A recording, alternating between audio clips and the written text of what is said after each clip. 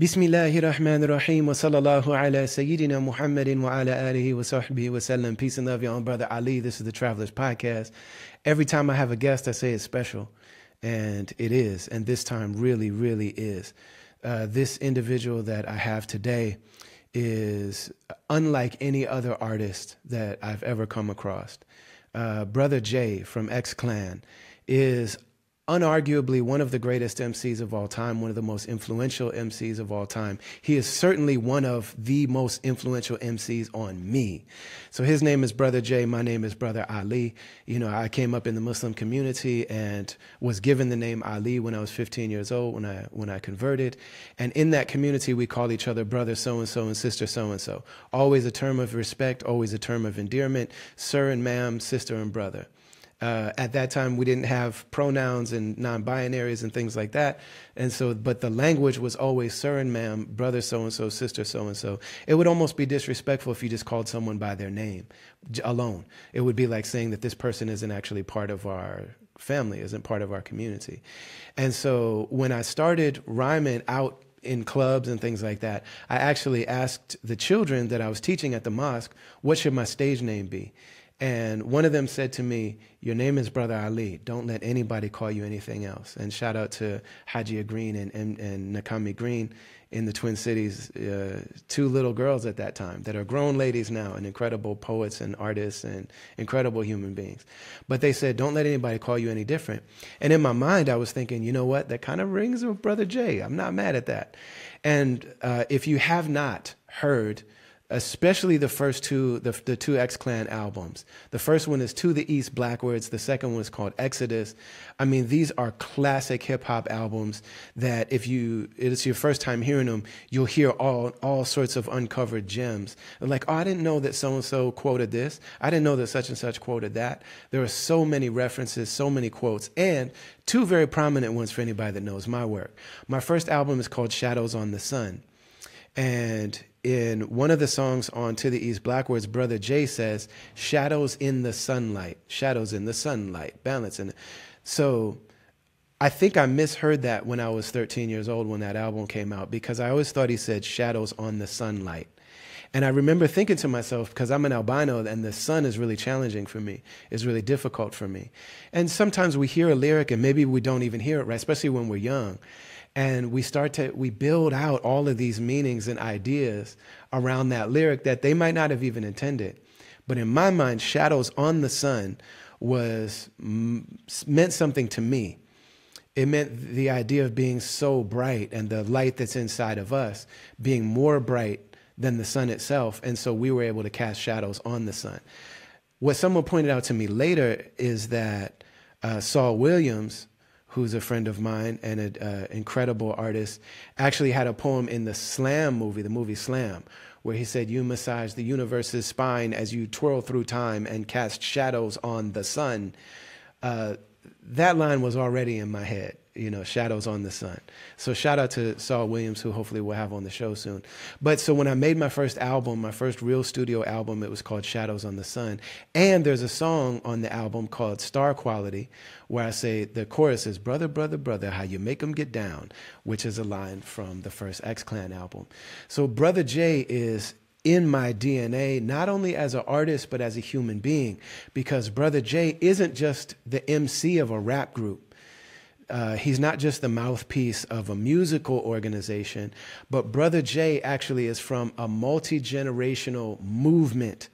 And for those that aren't aware, in the 60s and 70s, there were several people that came from, you know, street life and street culture and street organizations and sometimes street economy, because those are the only avenues that were left open to a lot of young black geniuses.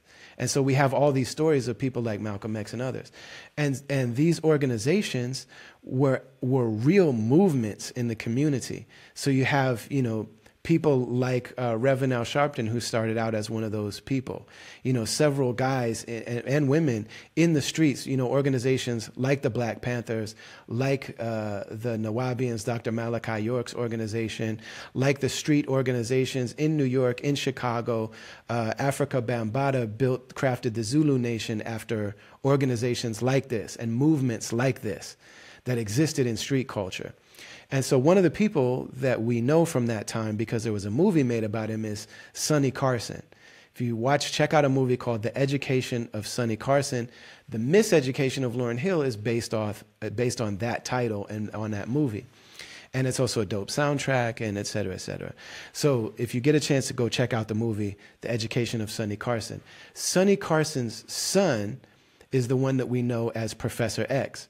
Professor X, his relation or his role in X-Clan, the group, is to say, this is vainglorious. This is protected by the red, the black, and the green. On the road again with a key. Say, you know, if you watch Dave Chappelle specials, you'll hear that tag at the end of the special. Really incredible. And so X-Clan comes out of a intergenerational movement-based culture. And Brother Jay is the grand verbalizer of that culture. So what you're going to hear is us talking about MCing to a certain degree, but that's the specific route that I wanted to take to talking to Brother Jay. This is a very, very special episode. It means a lot. Brother Jay and I had met before, but this is our first time really sitting down and getting to talk. And he's one of the many people in my life that I not only like their music, but I feel connected to the human being. Like, not only do I love Brother Jay's words and the music and what they represented, the way that they dressed, their videos, everything about them is so revolutionary. So not only that, but there's a spiritual connection that I feel with the person on the mic. That it's like, man, if I ever get a chance to connect with this person, something tells me we're family. Something tells me we are alikes. And something tells me that we'll recognize each other. And what you hear is by the end of this conversation, it's like, man, I love you, brother. I love you too, man. It's that. So this is one of the special moments of my life that's documented on this podcast. A big deal for me. We're brought to you, as always, by the Zakat Foundation. Z-A-K-A-T is the pillar of Islam that deals with giving back, because no matter how much we try for the money that we make to be in ways that we believe in, to be, we want the way that we earn our money to be, what's the word? We want it to be virtuous. We want it to be righteous. We don't want to participate in anybody's oppression or in anybody's exploitation. But the fact that we're in the world of business and we're swimming through these currents and streams that are so polluted means that it's almost impossible to ensure that all of our money is ethical. That's what I meant. It's almost impossible for any of us to do that. And so Zakat is the way that we understand that we're purifying our income. We're purifying our provision by giving back and by sharing. Zakat Foundation is a way to do that. They work all over the world. It's an Islamic organization, but you don't have to be Muslim to give to them. And you're not only supporting Muslims when you support them. They do incredible work. So go to Zakat, ZAKAT.org, and check out their website. Put something on something. Find something that means something to you, and put something on it. Or you can follow them online at Zakat US. So grateful. Please enjoy this episode of the Travelers Podcast with the Grand Verbalizer Funkin Lesson, Brother Jay.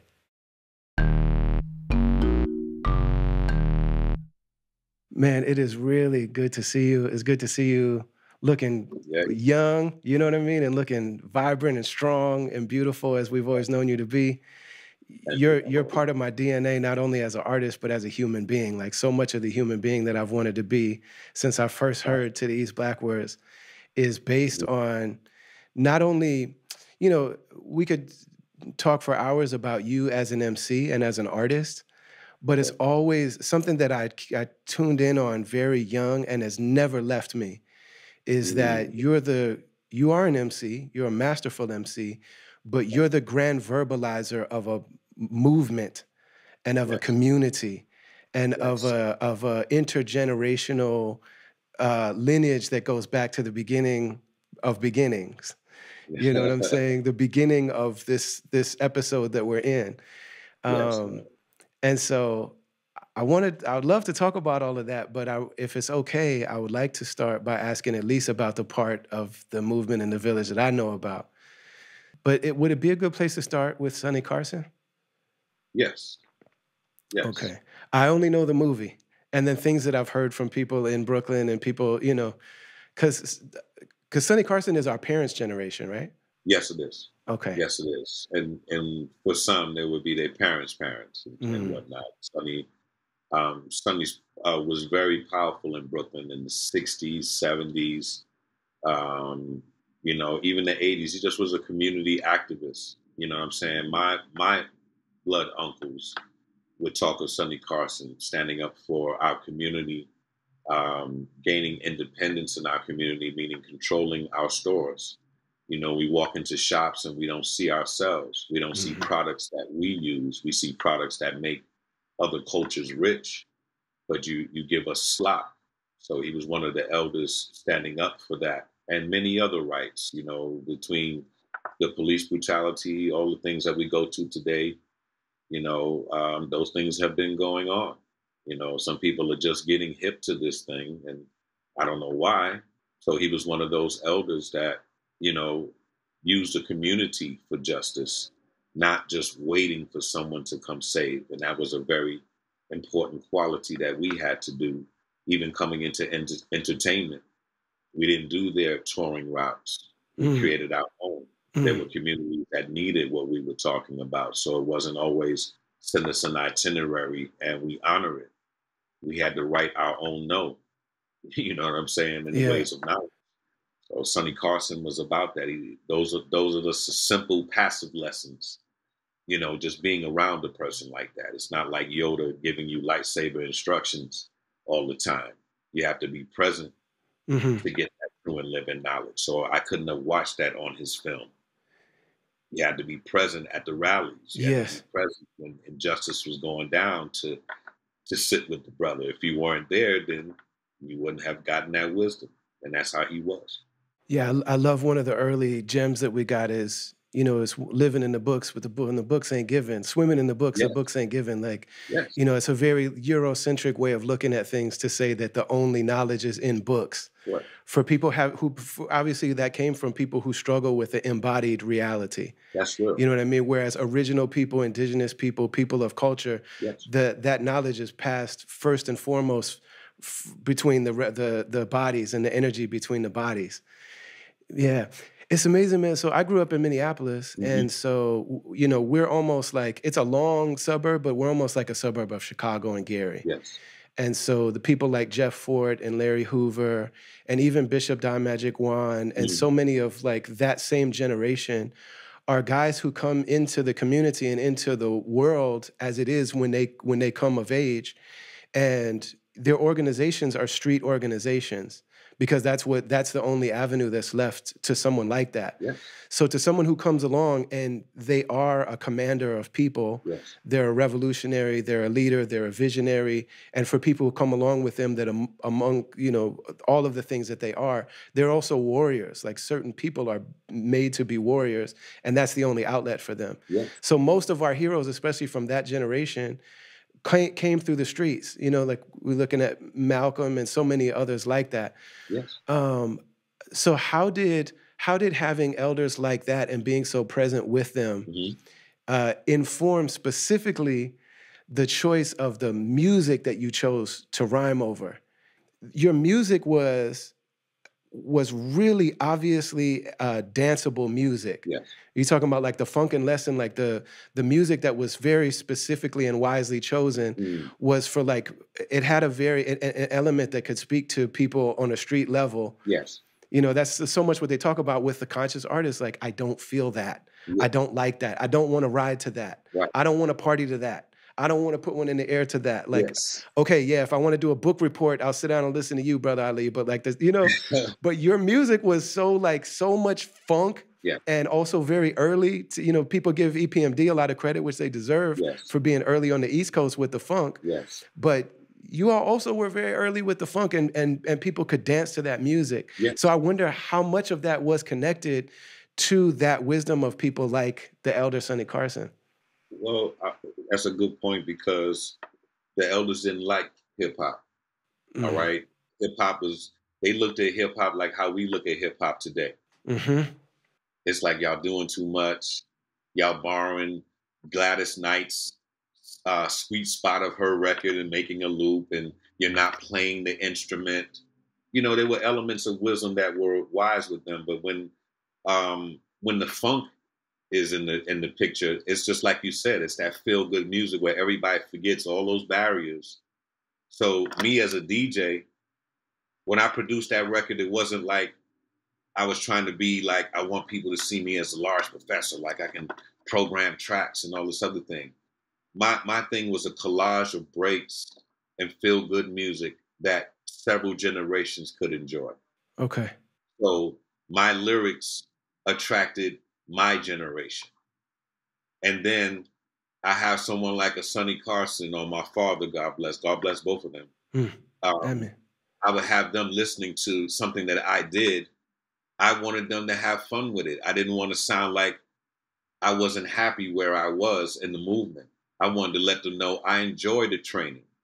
I enjoy the structure. I enjoy moving around and recruiting people to a liberation state of mind. So the Funkin lesson, you know, why should it hurt to receive knowledge? Mm. You know, why must there be aggression to learn a basic lesson? You know, these were in the lyrics. So I'm talking to them while the bounce is going on. So they're learning now there's a better way to use the frequency. So I didn't have to worry about the approval of my elder saying, dope record, like an A&R. It was the power that gathered several generations in front of any stage that we sat on. Yes. So when Master Sonny would invite us to, say, African Expo at Boys and Girls High, they might get 200 or 300 people at one time. But when the X-Clan is coming and the Black Watch is coming, we're bringing now audience that wouldn't regularly attend something like that. And my part as the Grand Verb was to draw the energy so the elder was pleased. It wasn't like he said, that's my favorite song. It wasn't based on that.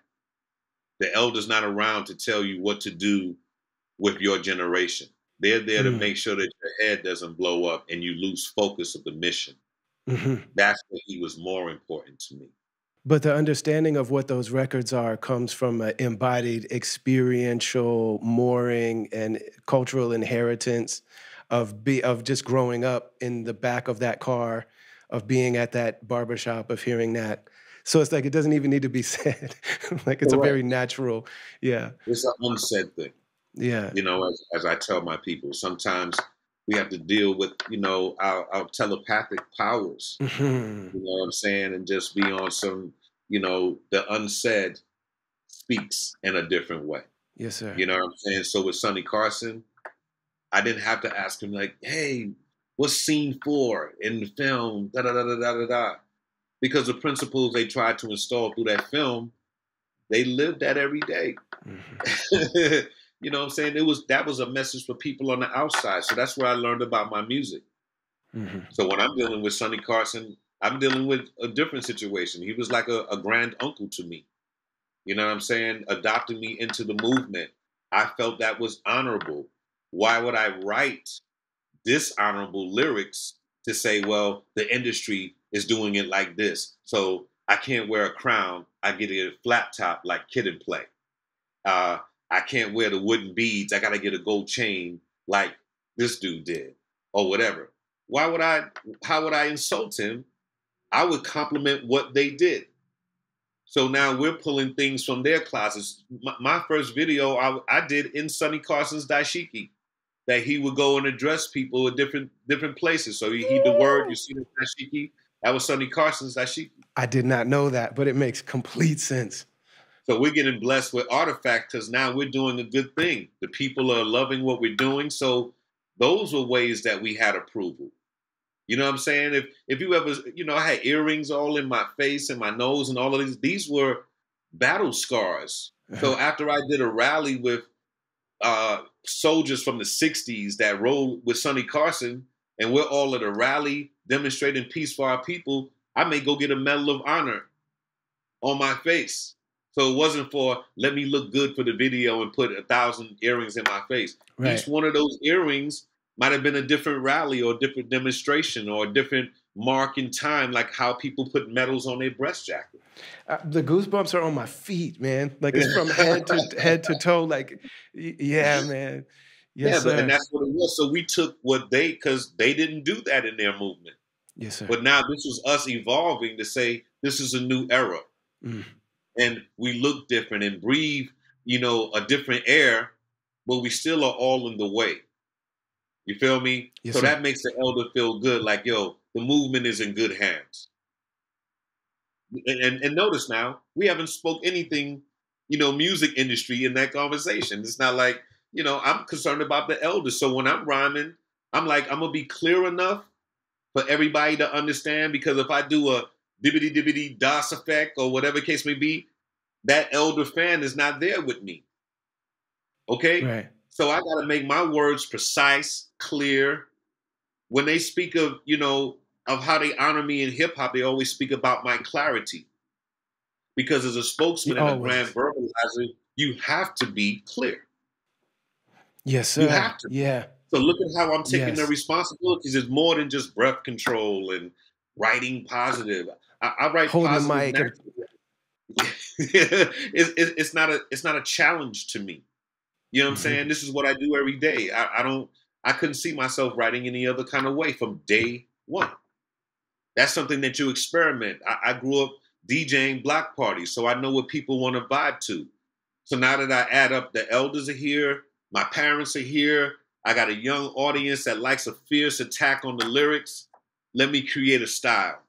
This is the Funkin Lesson. This is the style, and this is what we gave them. yes, sir. There are so many times when there's something about the way that like an industry moves, where certain Right. people will move to the head of an industry and they oftentimes get credit for something that happens culturally, as though Yes. they were the first to do that. And sometimes those people that are in the front are just straight fugazi. Other Yeah. times they just happen to be who was chosen. They look good on the camera or something like that. And it's not a knock Correct. against them. But Correct. I've always said that a lot of what people say about, and these are all people that I love and will, kiss the ring. But for example, the back and forth between Chuck and Flav. Right. You know what I mean? Like basically with Chuck being so dense and so, that Flav was almost a relief from that. You know what I mean? Yes. But when I think about Professor X, it had a similar effect, and especially with him bringing in pink caddies and pimp culture and like sissy and all this stuff, you know what I mean? Which Chappelle still uses at the end of all his joints. He still says, Yeah, I "This is hear him now. protected." Yeah, man, so dope, so dope. Yes. But that's one of the things that you see that from people who have a family orientation like Chuck does. Chuck comes from a movement culture. Chuck comes from, Yes. his father and from family. Yeah. Thanks for Islam That's only. a natural thing that occurs. But I don't think I really fully grasped the fact that you were producing these records. That's still sinking in with me because I always just assumed that I always assumed Ali Shaheed Muhammad produced the Tribe records Yes. until you get a chance to really hear that like Kamal produced these records for the most part. Right. Right. I mean, it's a DJ thing, Mm-hmm. and you got to realize I didn't want PX to sound like Flavor Flav. Yeah. All right, I was steering far away from that, and no disrespect to Flav. Flav is like the best of all Yeah. support members on stage. It's like a Pippen Jordan thing with him and Chuck D. Like who better to Or compliment maybe what a Jordan? Rodman, maybe Dennis Rodman. That kind of vibration, Yes, whatever sir. way you want to see it, but whatever duo situation that complements each other superior, that's what they were to me. And I'm riding with the founder of a movement. Yes, sir. I'm not riding with MC Professor X. I'm riding with the founder of a movement. So that's like me being Chuck D and Farrakhan says something on a record and say, people think y'all sound good together. I'm not going to try to make Master Farrakhan a rhyme or try to be a rap star. I'm just going to say, look, he came in, I wrote a part, he used his beautiful voice to express it. Let that be the sprinkle on the situation. Mm-hmm. Because my young voice at that time, constant, is not what's happening. I had to break it up. If you notice about East Blackwoods, I don't have hooks on Yeah. those songs. Mm-hmm. Okay, except for Grand Verbalizer. That's the only song on there that had a hook. Maybe Ways of the Scale by using that little tom sample or whatever. Mm-hmm. But it was like a mixtape. So that would be me rhyming on these beats, 2 minutes, 3 minutes, no break. So I started writing for PX. So one of the things that you were known, and I think there was a misunderstanding in the way that it was presented, because in the hip hop world, you know, you have this gladiator kind of situation where the industry pits black giants and legends and kings and griots against each other. Yes. Like, all right, we got to see you take out the other griots if you want to, you know. But you came in with a civilized, intelligent critique of the other people, of several other people in your field, namely Chris. Yes. KRS-One. But in that critique, like I said, the tone of it was so like, you know, the line that made people go, oh, you think about like what, you know, Aubrey and Kendrick are saying to each other. It's very different from sit down and take heed, brother. You must learn. Right. And like here's where I differ with your ideology. As a brother, as someone, you know, as maybe, you know, someone of the same mind, as someone, like we're in the same community, we're in the same struggle, we're in the same culture. But my elders disagree with you. Yeah. And so I have to be the messenger of that. I wonder though, and I think about like in Master Sonny's generation, I imagine that he was in. Let me clear that up before you. Please, yes, sir. Please. That line was never directed at Chris. Okay. All right. Remember in the beginning of this conversation where you said about the books saying living scales of the black man, ways of living. That line, you immediately went to people that were looking at the rallies and not participating in the front line. Mm-hmm. So where I was at that time frame in Gnostic circles, study circles, people who stand behind the curtain and never come to the front line, that line was directed to them. You digested it the way it was supposed to be. I used Chris's line because it was popular. As an MC, you understand that. Yes, sir. So when you use somebody's line, if I said, put a quarter in your ass because you played yourself or whatever it is, I'm using it from Kane's Get Down, but I'm going to connect it to my line to make sense, to make the line go. So sit back and take heed, brother. You must learn. Swimming in the books and the books ain't given. Scales of the black man, ways in the living.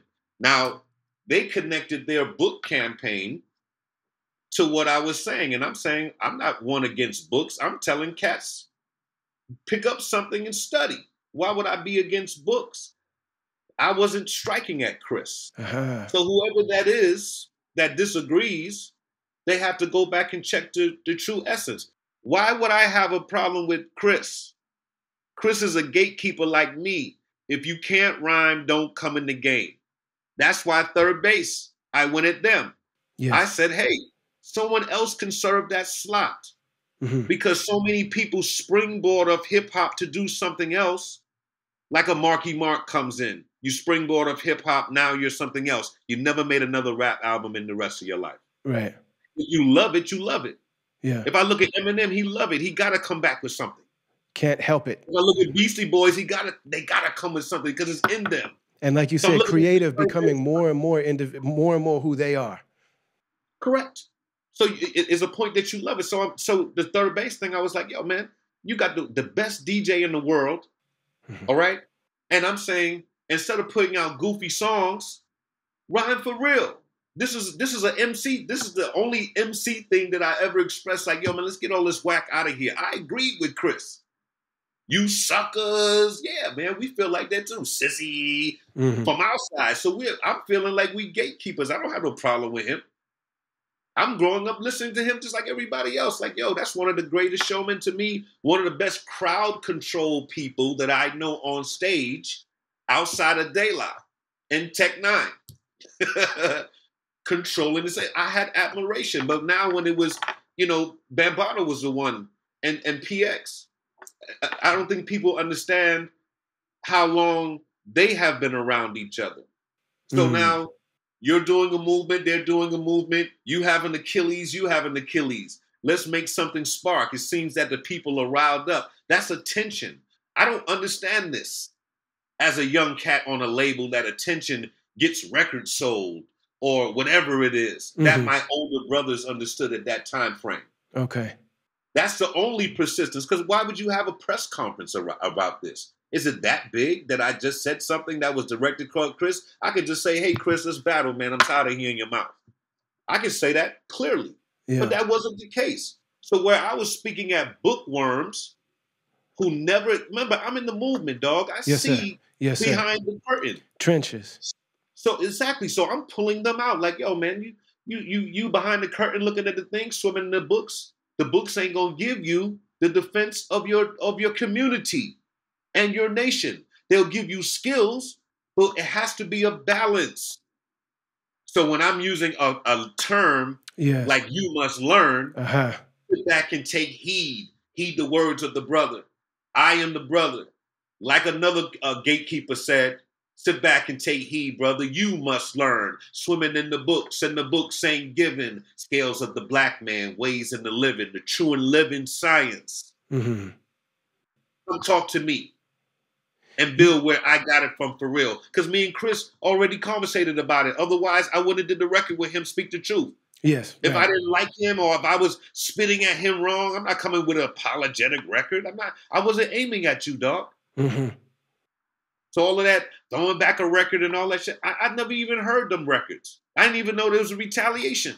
Mm. It was never a battle to me, dog. Just out of sheer respect, as I was not aiming at you, dog. If I was aiming at you, I would have called you out like I called Third Base. Mm-hmm. Yes.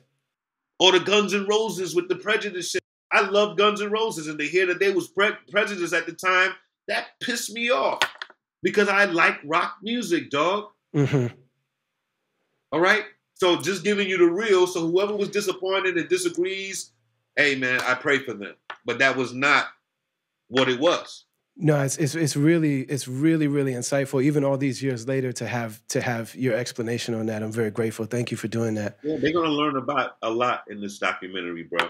They're gonna learn a lot about my lyrics when I release these books. They're gonna learn.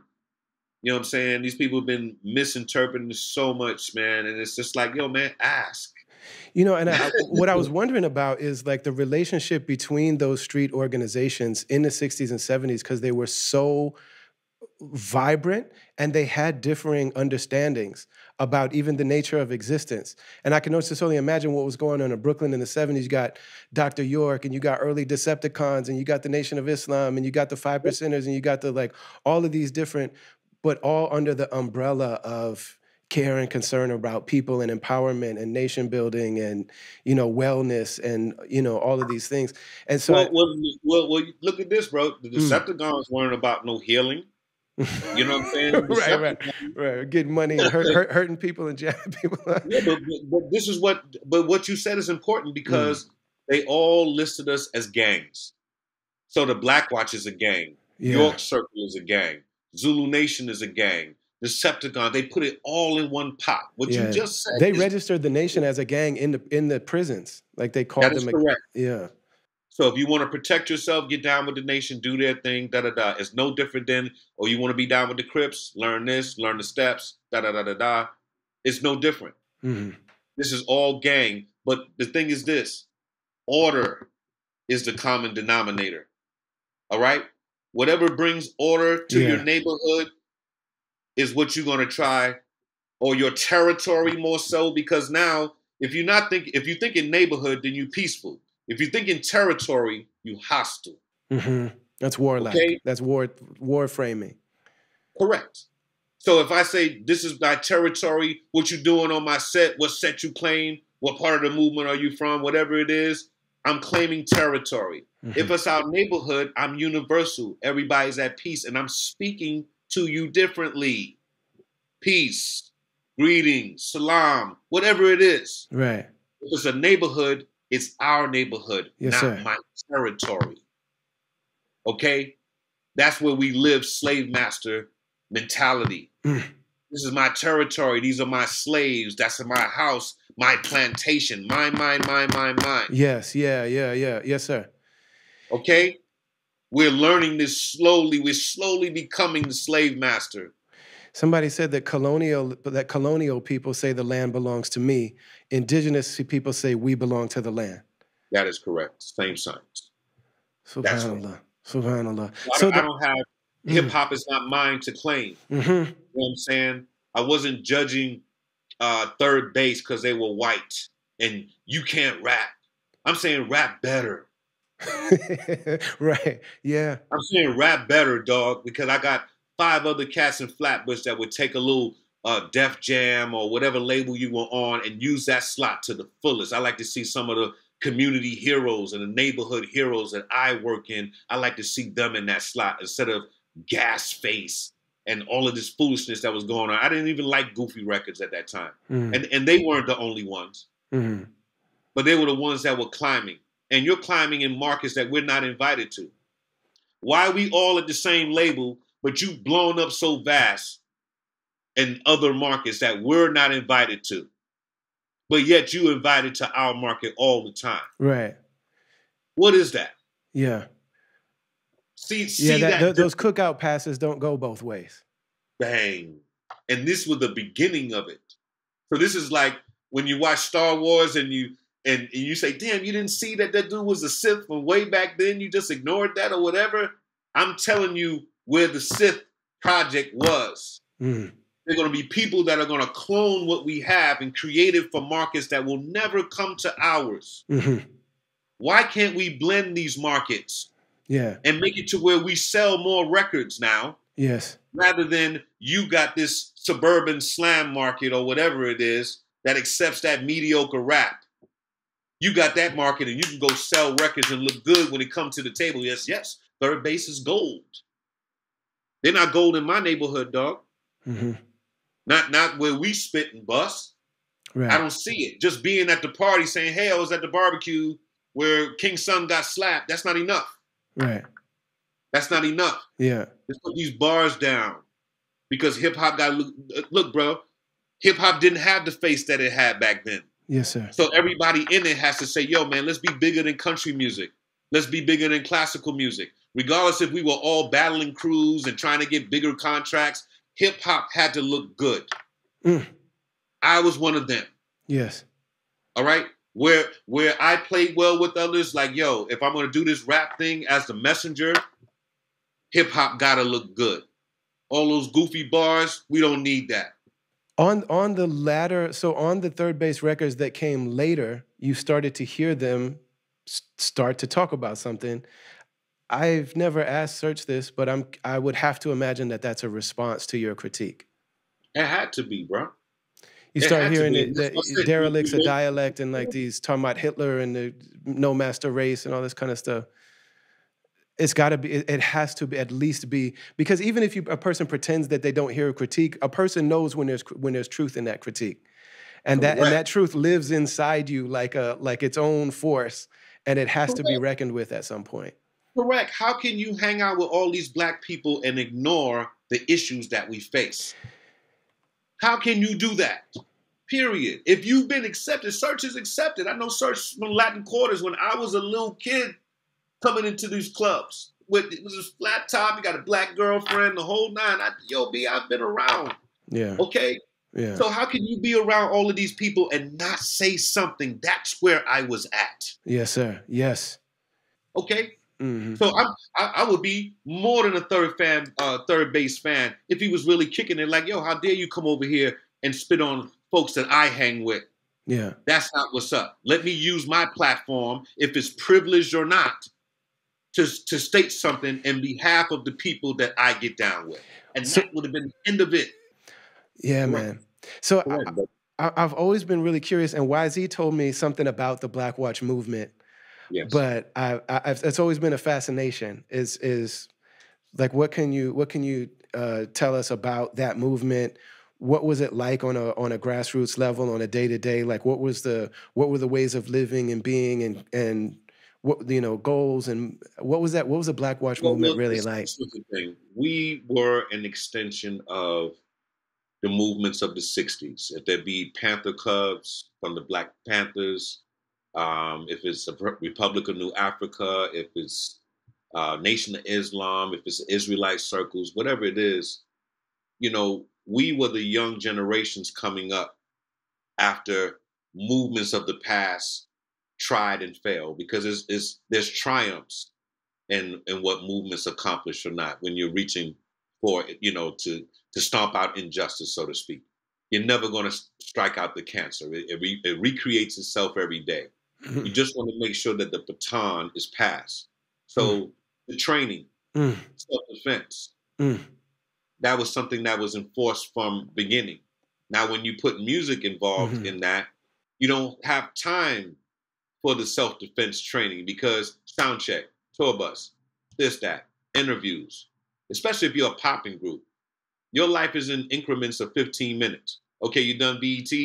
We got to go over here to such, such. Got to do this. No, we're supposed to be, we're not available till 2 p.m. We have training from 9 to 11. We have studies from such and such and such. Think tank at 2 o'clock. We'll be available 3 o'clock. Be there, prompt, whatever case may be. Black Watch started from the eldest children. So the training and everything was natural for us. Now, when you started inviting guests, YZ was like second generation. From You know Jersey. what I'm saying? No, third generation, because I came in second generation. Okay, so All first right. generation is it the early 80s, late 70s? Black Watch when Unique and Daishan, Hardcore, they were groups before me. Okay. Okay? PX was a manager. All right. Ah. Before he was Professor X as Lumumba Carson, he was an artist manager and an agent. Because now you think about Sonny Carson, he can get Tompkins Park or something, you know, the city to block it off. And now Lumumba can bring Just Ice, Big Daddy Kane, you know, whoever, because you are moving around the city. You go to the clubs, you go participate. You're looking for artists to sign. Everybody can get these deals and go to these little labels and say, yo, check this dude out and get some serious money. We were getting money back then, bro. You're getting bum deals, but you can come out of there with 100 grand, 150 grand. In the late 80s, mid-late 80s. Yeah, mid-late 80s, early 90s, till about 93, maybe 94 that died out. But you can go up there with a solid project. Really, if cats were really doing marketing, you could leave there with an R&B deal, good $500,000. If you were playing instruments, New York cats weren't playing their instruments. So you were always creating yourself a bill by making your music because you're sampling. So you end up chopping into that bread. You sample this, it's going to cost this to clear. You sample this, it's going to cost it to clear. Instead of us saying, I got 100 grand, let me go get a guitar, do a Fuji's right now. Stetsasonic. We should have learned. You know, even DJ Quick was live band. From way back then, I made runs with him. He come out with the full band, rocking. And Cass is like, oh, shit, he's not doing the turntable. He's doing live band. He was getting different bread, dog. We didn't know that. So these are things that the Black Watch could have evolved to. Now, when I toured with Damian Marley, they function like a lot like how Black Watch is. The nephews are learning instruments, assisting the crews, and then growing up into, okay, you're not doing bass anymore, you're doing keyboard, you're doing drums. You're going to go out with Ziggy. You're going to go out with Damien. You're going to go out with this. Now, the whole family is training to always be. Now, if we incorporated that into Black Watch, like you did security, you're going to do this. You did this. Now, oh, you got musician skills. Okay, we're going to try you out on ISIS's run. You're going to play live bass. And you've been doing solid. We're going to test your musicianship. You do drums well. You're going to go out with Trey Danya when she goes out. But if we just stopped at a Professor X album, we're not hearing all those other groups. Now back to the Black Watch. All right? Now you see how the hip hop kind of watered down what we're doing. Because now we're paying attention to competing in markets rather than building on the recruitment that we're gathering. Okay? We got all this country, we would have made a tour. There's at least 10 Black Watch in every state that we just touched. How are we going to organize these people? Because we didn't sign up for that to say, everybody come to New York and we're doing it from the Hall of Justice. You know what I'm saying? That's what they think we are. Like, oh, y'all got money. Y'all the #1 dudes. We're going to come to New York and just sit on your porch like Trekkies. People come and try to make their own crowns. I mean, crowns, you had to snatch people crowns and trying to make the medallions. That's not us. We're not Zulu Nation, where you just buy it and you put it on and, hey, I'm Zulu. That's an earning process. But what are you going to give to devoted followers? Right. We didn't have anything like that for them. The movement wasn't based on that. You got to wear this medallion and you got to do this. No, man, it wasn't based on that. Most time those cats are going through a lot of scraps and a lot of things to be putting on those adornments. Mm. All right. So now this is this is now confusion for us because the original ones who took the licks are watching people come in that are not taking those same licks. Okay? And licks by meaning boot camp. Okay. Your artillery training, you this, that, and the other, all kind of things you gotta be prepared for. We're in the streets and people are truly trying to kill black people. Yes. This is not a joke. This is not something that we say just to rile ourselves up. This is real every day. Yes. So it should be treated seriously. Mm-hmm. When you have someone coming on, Funkin Lesson is my favorite song, and so on, you're not thinking movement. You're a groupie. Mm-hmm. Okay? You're thinking of, yo, man, I got rap too. And if I stand around long enough with one of those sticks, maybe you'll let me go in the studio and get my demo done. Mm. You see the difference? Yes, sir. Yes. YZ wasn't allowed to come in like that. PX loved YZ. All right? He had the power out. He was self-produced. One of the first cats to really be a player coach when it comes to running a label and being an artist at the same time. 720 Records at the time. He's the first one signed Most Def and Wise Intelligent back then. Amazing. Yeah, real talk. Yeah. That's what I say. There's a lot of history cats don't even peep out on, man. But YZ was PX saw YZ like Tupac joining Death Row. That's exactly how he saw that back then. And this is way before Tupac and all that stuff was going on. But YZ coming in is like Tupac coming to Death Row and then adjusting to the style. Because if you notice Tupac before that, it wasn't gangster. It wasn't dressing like that. It wasn't none of that. Right. So now YZ is down with a movement. No, you're not beefing with Tretch anymore. Because your beef with Tretch is our beef with Tretch as brothers. And we don't have problems with Tretch. So let's eliminate that. So that's out the door from the gate because they were beefing at one time. Yes. Yeah, I just look at it like, yo, y'all in Jersey, man. Y'all squash that, man. Let's move forward. This thing's happening around us. So YZ now is more purpose with his music, and now you got an army with you, brother. We are brotherhood now. We don't have time for petty squabbles. So YZ joining our circle, and the later time, it wasn't as much training like it was. There wasn't as much sit down circle time because everyone was busy going on tour, coming off. We're going to the rallies. We're going to the elder meetings. We're doing all this other thing. Nobody had time to deal with new recruitment coming in, showing the rules of what it is. Those protocols were natural when we were a smaller circle. But now that it's growing vast, we're not able to pay attention to those things. And that started to kind of chip away at what the movement could have been. Could have been a very, very solid organization.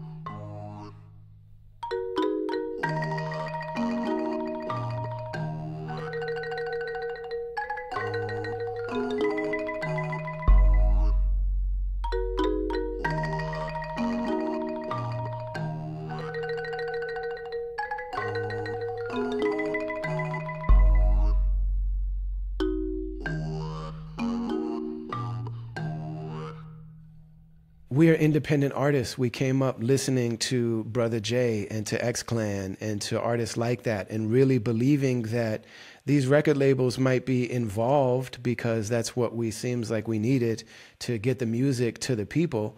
But really, we know that we are driven by and motivated by that we're speaking from and with and to the people of conscience, people of culture, people of holistic living, people of heart, people of virtue, people that have something to stand on, people that are hoping to live life in a righteous way, people that are hoping to be part of the solution and not part of the problem, people that are seeking to become better than we used to be and leave the world better than we found it. This is what we believe in. So artists like Brother J and X-Clan and others around them, Public Enemy and Poor Righteous Teachers and Brand Nubian and Queen Latifah and Moni Love and the Native Tongues and then further on down, KRS-One and Boogie Down Productions, further on down the line to Mos Def, Yasin Bey, Talib Kweli, Dead Prez, Immortal Technique. These are all the people that we are in line with and in love with. And so we see that this music we may need to engage these entities like record labels and et cetera, but really this is for the people, by the people, for the sake of being people of truth. And so we built our own movement from the very beginning. In this moment, we have a new album that just dropped called Love and Service. And on this album, just like we have our entire career, we're very pro-Palestinian, we're very anti-colonial, we're very anti-apartheid, anti-genocide. And in this moment, that means especially being critical of the Zionist project that calls itself Israel, being supportive of the indigenous people who are Palestinian. And that is not popular in the music industry. It's not popular in any industry. It's popular with people's hearts, though, that are seeing the images. So I just made a new album along with my brother, my friend, my co-creator, my collaborator, my confidant, who goes by Unjust. And is changing his name slowly to being Just. This is an anti-Zionist Jewish brother who's from the Midwest like me. He spent the last 15 years in Oakland working with the Mighty Hieroglyphics crew, another group of people that are about goodness and about truth and about dopeness and about the funk and about speaking to the people, with the people, as the people, for the people, from the people, on behalf of the people, you know, ambassadors of the people, teachers of the people, students of the people, with elders and babies and everybody involved, the whole family involved. You know, so we made this album called Love and Service. The distributors all backed out and shunned us. The major platforms and media outlets all shunned us. They all moved away from us. They all rejected us. You know, also the festivals this year have decided not to book me. It's my first ever season not doing the big festivals that I'm used to doing. But we have been supported by the people. We put this thing on streaming services and already have millions of streams. The animated, illustrated videos, all done by the same heart, mind, and hands that did the beats, my man Unjust. These things, you know, are being shared, and also the CDs are sold out. You get them only on brotherali.com. There's still some cassettes left, and we did extremely beautiful vinyl that people pre-ordered, hundreds and hundreds and hundreds of copies of this record, and we have some more left. But not sure what the future of the physical stuff is going to be. The CDs sold out. We don't have new CDs yet. Not sure if we're going to do that or not. The cassettes are almost gone. But I'm telling you, these vinyl records, we went all out. I mean, it's on 140 gram vinyl, the heaviest vinyl. It plays at 45 RPM. We put so much time into making sure that specific engineers made the album sound exactly like we want it to sound. It's a gatefold thing with this like 32-page beautiful booklet with all of my lyrics and all this like hand-drawn diagrams and art from. It's amazing. It's one of the dopest things I've ever been a part of. It's got it's got no participation from the industry. That means it's entirely supported, and it's still happening. And it's supported entirely by the people. Shout out to Chuck D that plays the songs on his radio show. Shout out to Amy Goodman and Democracy Now! That have played the stuff. Shout out to the great Bobito Garcia. That's who's supporting this, and you're supporting it. So go to brotherali.com, sign the mailing list. There's a thing called the Caravan, which is like our Patreon. There's all kind of exclusive stuff you can get there. Grab one of the cassettes if they're not gone by the time you hear it, but don't miss this vinyl. If you don't collect vinyl, this is a great first piece of vinyl to start with. It might spoil you a little bit. Some other stuff might disappoint you, but more and more people are stepping up their vinyl game. We are making the music that we want to make, and we're delivering it to the people who believe like we believe and who have the same intention that we have. And you can only get this record on brotherali.com.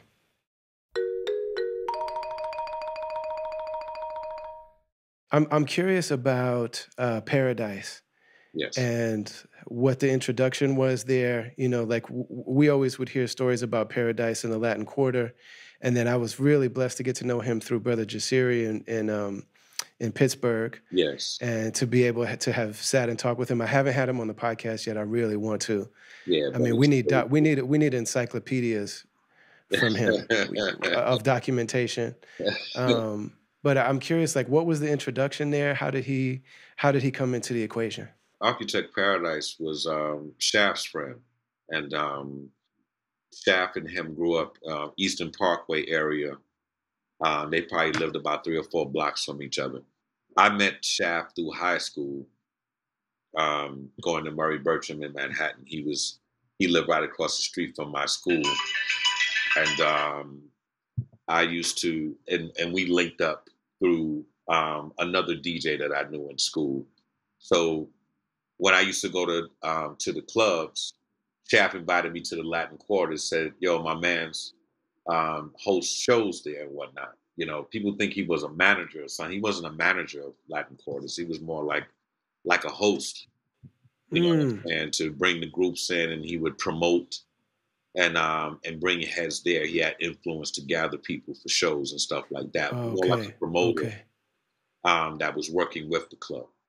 So he had access to passes. He can get it. You know, I was 16, maybe, yeah, 16, 17. So I didn't have the ID to go into an 18 and older club or whatever the case may be. So Architect Paradise would let us come in and sit with Red Alert. Red Alert was up there doing the turntables, and Chuck Chillout was there. I met Heather Hunter too at Latin Quarters. This is before her films and things of that nature. King That Sun, sounds like none of my business. yeah, exactly. King Sun was there. Mm. Ultramagnetic, Melly Mel. This is where I met all of these people. And Ultramagnetic. Um, Come on, dog, you name it. But Architect was responsible for this. This is before the movement, crowns, everything. He would take us to the different spots, Club Sensations in Jersey, Latin Quarters, Kilimanjaro, and then he introduced us to Lumumba. And at the Milky Way, Cash Money and them was cutting. I went to see them, and DJ Scratch was performing that night too. He used to open up for Cash Money, Mm. and Cash Money and Marvelous was like Jazzy Jeff and Will Smith. That was the original. I don't know why the Philly dudes do like that. They all have that kind of like the DJ MC, and then Marvelous songs are like that kind of jerky kind of beat that parents can't understand. And he had a lot of rap like that. But Mm. they were like two of the same. So back to Architect. Architect was responsible for linking us up, and then like I said, Lumumba started the Black Watch, where they started doing security. All the clubs that we were sneaking in, now we was now doing security. You know what I'm saying? And then when we earned our crowns and we started moving more of a force, and then Architect, the Latin Quarters folded, and that way you needed work, so he started looking for groups. So we would have been Architect's group, and him going to Scratch Me Productions, which was Lumumba's company at the time, then going to Island Records. But Lumumba became the management instead of Architect. And then Lumumba eventually became the entity Professor X. And then now I was writing for him. Originally, I was writing for Architect. Tribal Jam in the beginning was supposed to be Architect. And then PX came Aha. in and did a different performance on it, because Architect talks like a radio dude, like Power 109, welcome, and the weather is. He talks like that. PX had that, Aha. and we're doing this, and it had more personality. So eventually it was ruled out to where his voice was not as deep in personality as Professor's was, because Professor was talking in the pimping. It was, vainglorious, yes, it was that. And Yeah. Architect was just direct, so it would have been like a deep voice from me, and a deep voice from It Architect. would have been like if Harry Allen was Flav. Right. And that's a good way to say that. He's not as technical as Harry is, but yes, it would have been that. It wouldn't have been the to the east, my brother. It wouldn't have been that. It would have been that kind of voice. Yeah. And just PX voice was more attractive on that level. So I wrote more for PX. Paradise was key in introducing the elements. He was a people's person, and he was more of our archivist. He was the one to store the artifacts, and keep our shit in order. The reels and things of that level. He was a manager that wasn't respected at that time. You know, him and Lumumba should have really been co-management if there was an agency around us. But again, we weren't entertainers to think like that back then. You know what I'm saying? Management was just like if you had connections, then you got a dope artist, you can make some money. So it wasn't technical like how bigger artists were, where they had a team and management and security like that. Our security was already in house, so we didn't have to hire outside forces. And we had sisters who did our hair and braided our hair and did our locks and all of that kind of stuff. So, you know, we didn't need the makeup person and the this and the that. So a lot of those things that, you know, the Hollywood side of our entertainment thing does, we already had that as a movement, dog. So we didn't have to say co-manager architect. I paid him just like I would pay PX. You know what I'm saying? And that and eventually we just split it down as four members of what it was and just broke it down. Even though it wasn't supposed to be like that, they weren't producing. He didn't make tracks. He didn't write lyrics or anything of that nature. He wasn't musically inclined like that. You know what I'm saying? They mistake that. We wanted him to be that, but that wasn't his calling. You know what I'm saying? He listened to music just like us. And he could say, "Yo, this is a beat that everybody's dancing to. Why don't you rhyme on that?" And that's how they did ISIS's album. And I thought that was a mistake. You know what I'm saying? You know, she was a dance artist. You know what I'm saying? Y'all would have, if she wasn't with us, y'all would have seen ISIS doing like club music, pump up this jam, pump it up. She would be doing shit like that if she didn't get with us. You know what I'm saying? Look at her, the big shoes and she used to wear. She was that style before whatever they doing, man. You know what I'm saying? And PX recruited her to join us. And the template was laid because X-Clan music was bumping now. So what we're writing about, what we're doing, and then she got thrust into the war just like us. So we're fighting on the street. What else are you going to write about? You know what I'm saying? So, you know, I'm sure she didn't come there for that, you know, but it is what it is. You know, I tell cats this all the time, and not to be long-winded on it. No, please, I man. tell Thank you. cats that we were a peace movement. Yes. Okay? We were thrust into war because they were killing people of our age bracket. I mean, Okay? we like, so the Bensonhurst thing became a national story. Yes. And some of those stories did become national news, but my understanding is that there was something like that happening on a weekly basis, Yeah, where daily. maybe people, Yes. yeah, Yes. So we always have fuel. Remember, New York is a small place, but a lot of people, bro. You got a lot of, it's a melting pot. And when you have a melting pot, you inherit people's stereotypes of not only just being American, but being a black American. You know, when people come from, you know, you're in another country now. You know how people look at America. Like it's Six Flags or Vegas or something. Like the whole country is built like that. Okay? When I was in yeah, Kuwait, when I talked to people, they were like, yo, man, your country is wild, dog. You know what I'm saying? Habibi, yeah, your country is crazy. You know, how do you survive there? You know, but so many people want to come like it's an amusement park. And I'm saying, look, we fighting for our lives in here every day. What do you go through?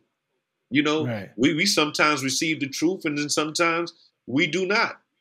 If it's up to the media, we think everybody in Africa lives in huts and still walking around with straw thongs up their ass or something. If you leave it to the media, but you don't see all this black money and power that these people have over there, you don't want us to see that? Why not?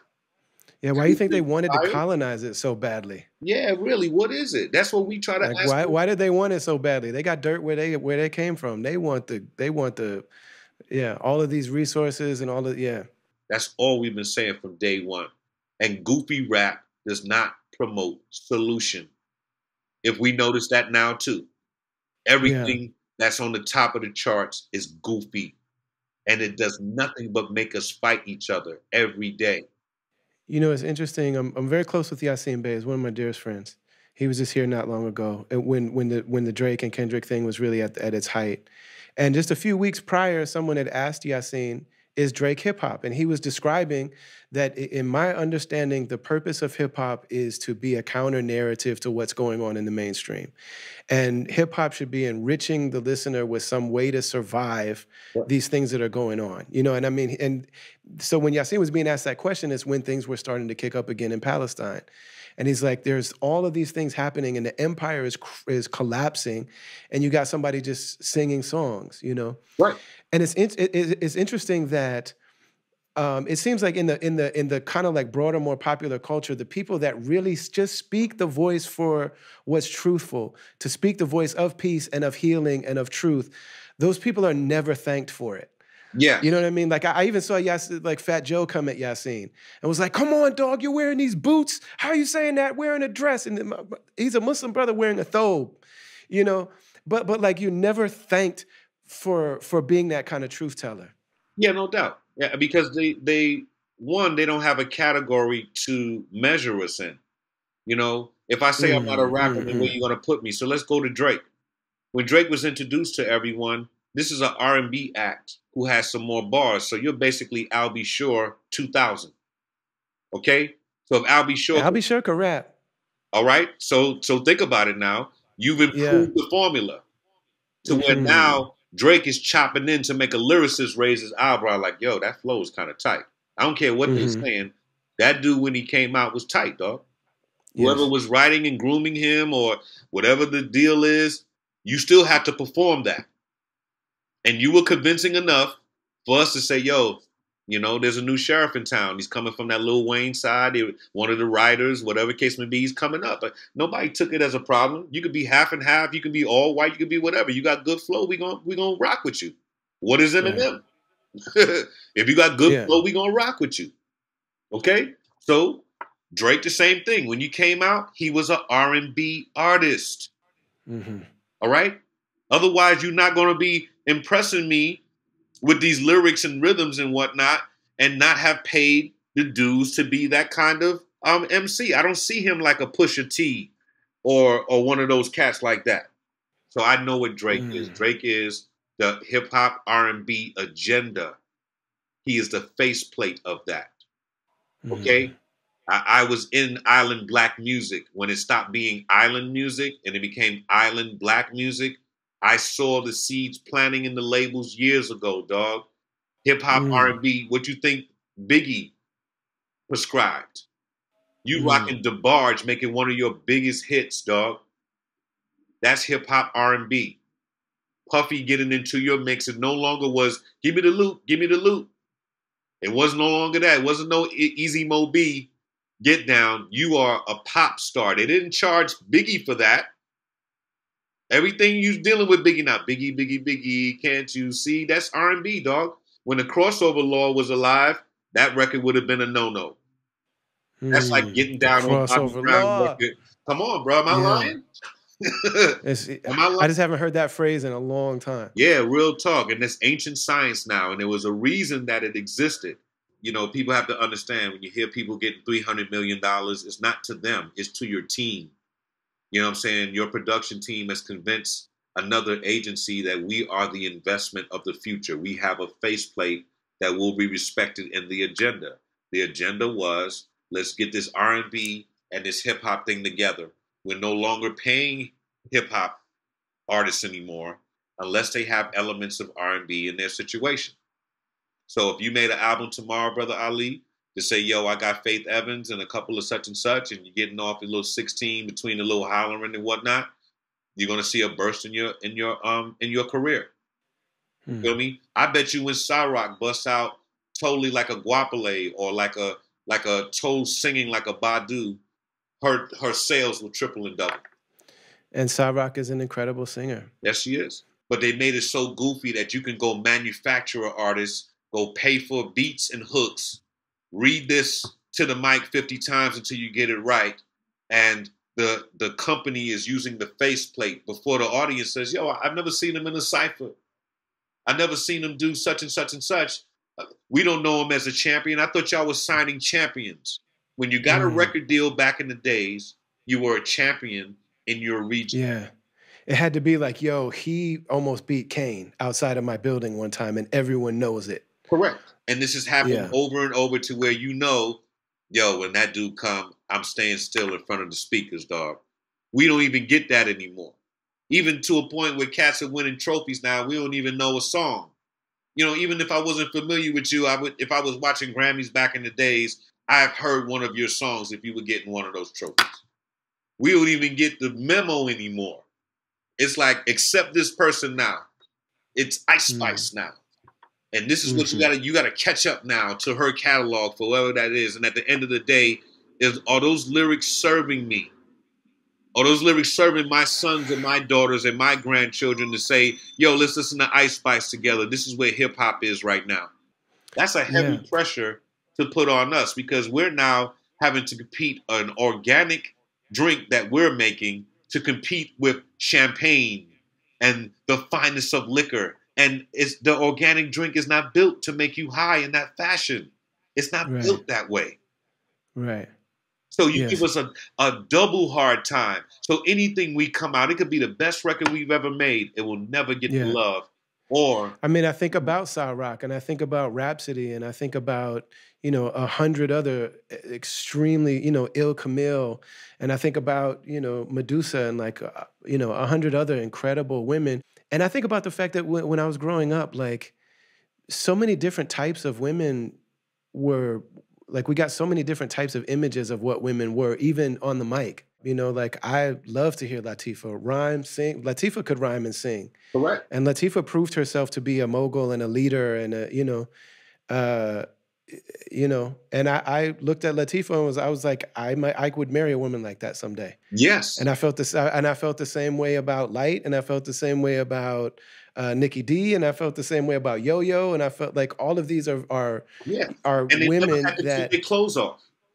And they never had to take their clothes off to get it done. No.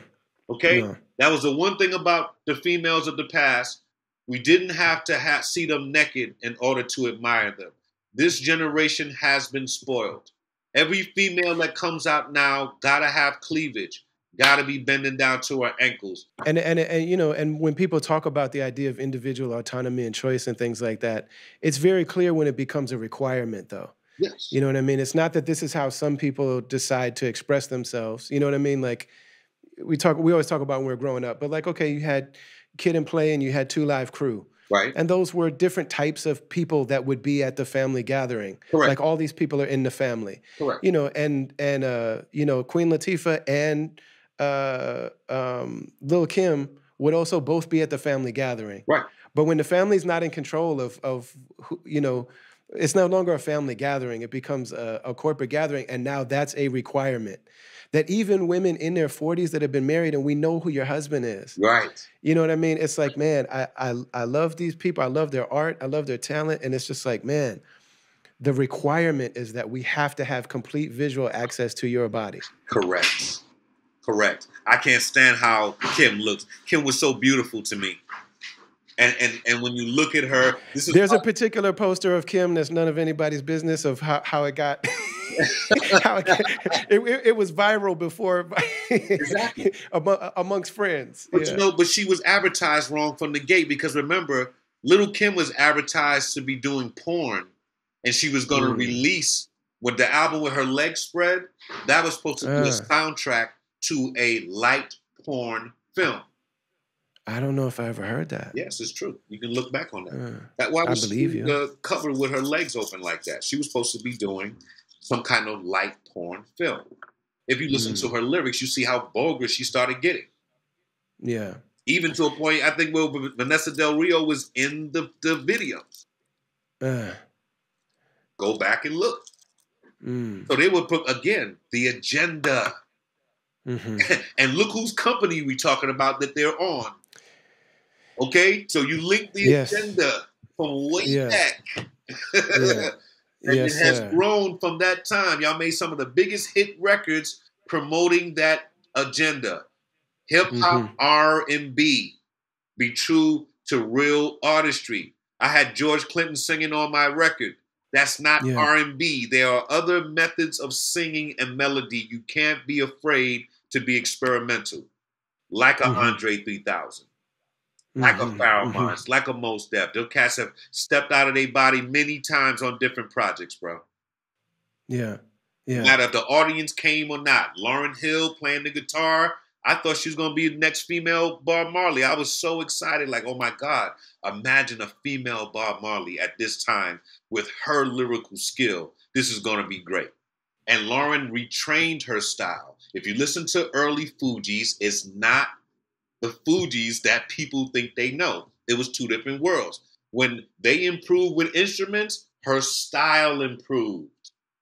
And then now she was singing breaks that were valuable to us crate diggers. You took Roberta Flack and flipped it. And then Wyclef's makes it to be like a reggae version, like a dude does a reggae version of a song.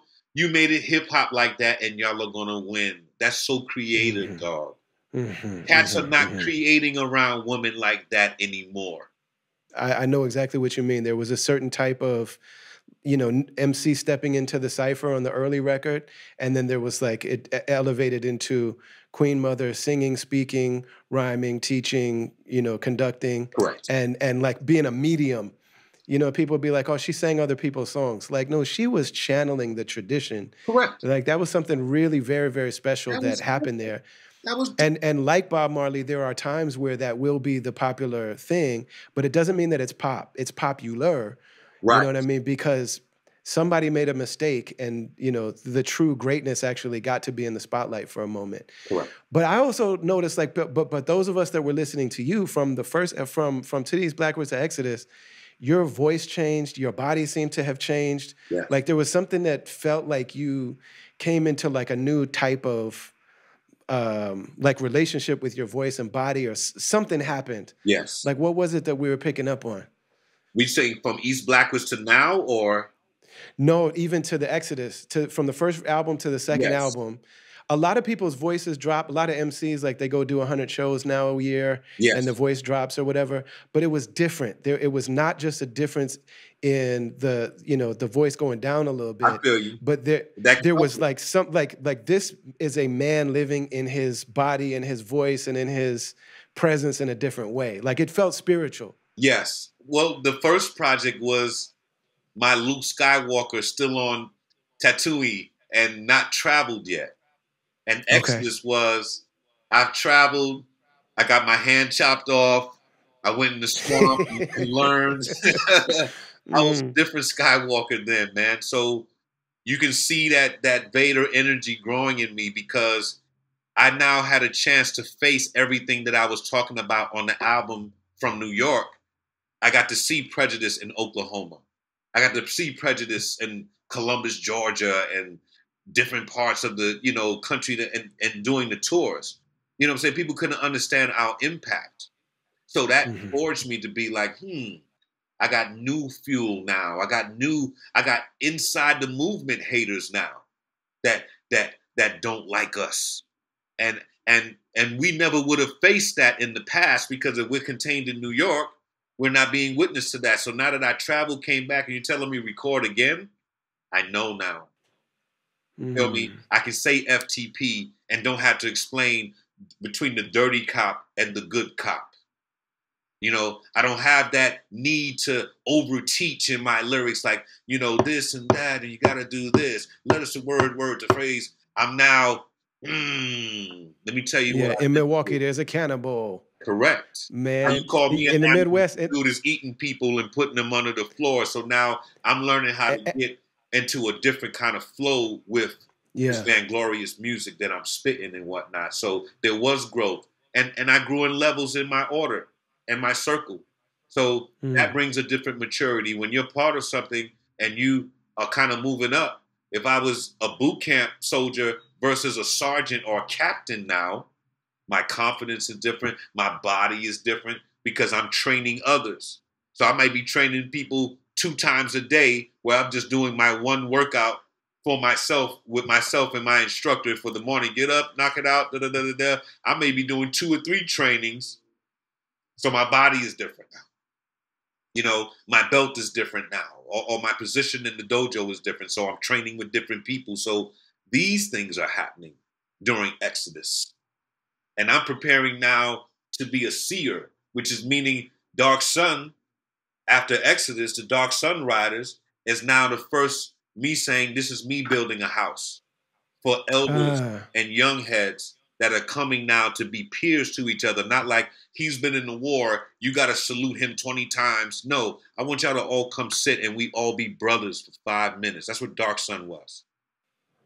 That's why my lyric flow sounded different, because I was detoxed. So if I made the first 2 albums and I wasn't sober, now I'm sober. Now I have to search through the meditation and that pocket on that beat, being sober, rather than me just sliding into it like, whoa, I was lit up. And you know that as an artist, you know, there's you've seen people, you know what I'm saying, that can be drunk and control a different type of flow than if they're sober. They're checking too much. So I had to learn, and I wasn't an alcoholic and tripping, but I was tripping out on success. You know, where the Grand Verb meant something to the movement, now it means something to the world. People cheering when I make my move. That shit is getting in my head as well, the bug. You know what I'm saying? I survived the bug, brother. You know what I'm saying? Yes, you did. I survived the bug. That's why I broke X-Plan up. Because it wasn't doing us good anymore. I said this needs a return when we become better people. Because we're losing focus of what we're supposed to be doing. We're doing more music appointments than dealing community appointments. At this point, we should have political power to shift things in our city. And we're not getting that. So I broke my group up. I made that group. This wasn't some X-Men, Professor X and you're the X-Men. You know, people have always tried to live that comic book. X-Clan was me and my brother Shaft signing to Lumumba's production company. And then when I saw the type of, I wanted the movement elder in my group. I wanted exceptional people in X-Clan. I wanted it to be a table of powerful people, not MCs, powerful people like where I have it right now today. There are several teachers and instructors that have taught me in X-Clan now, that now teach my sons, my brothers' daughters, so on and so on. So I brought it back to the family side of where I started it, not to what the industry made it.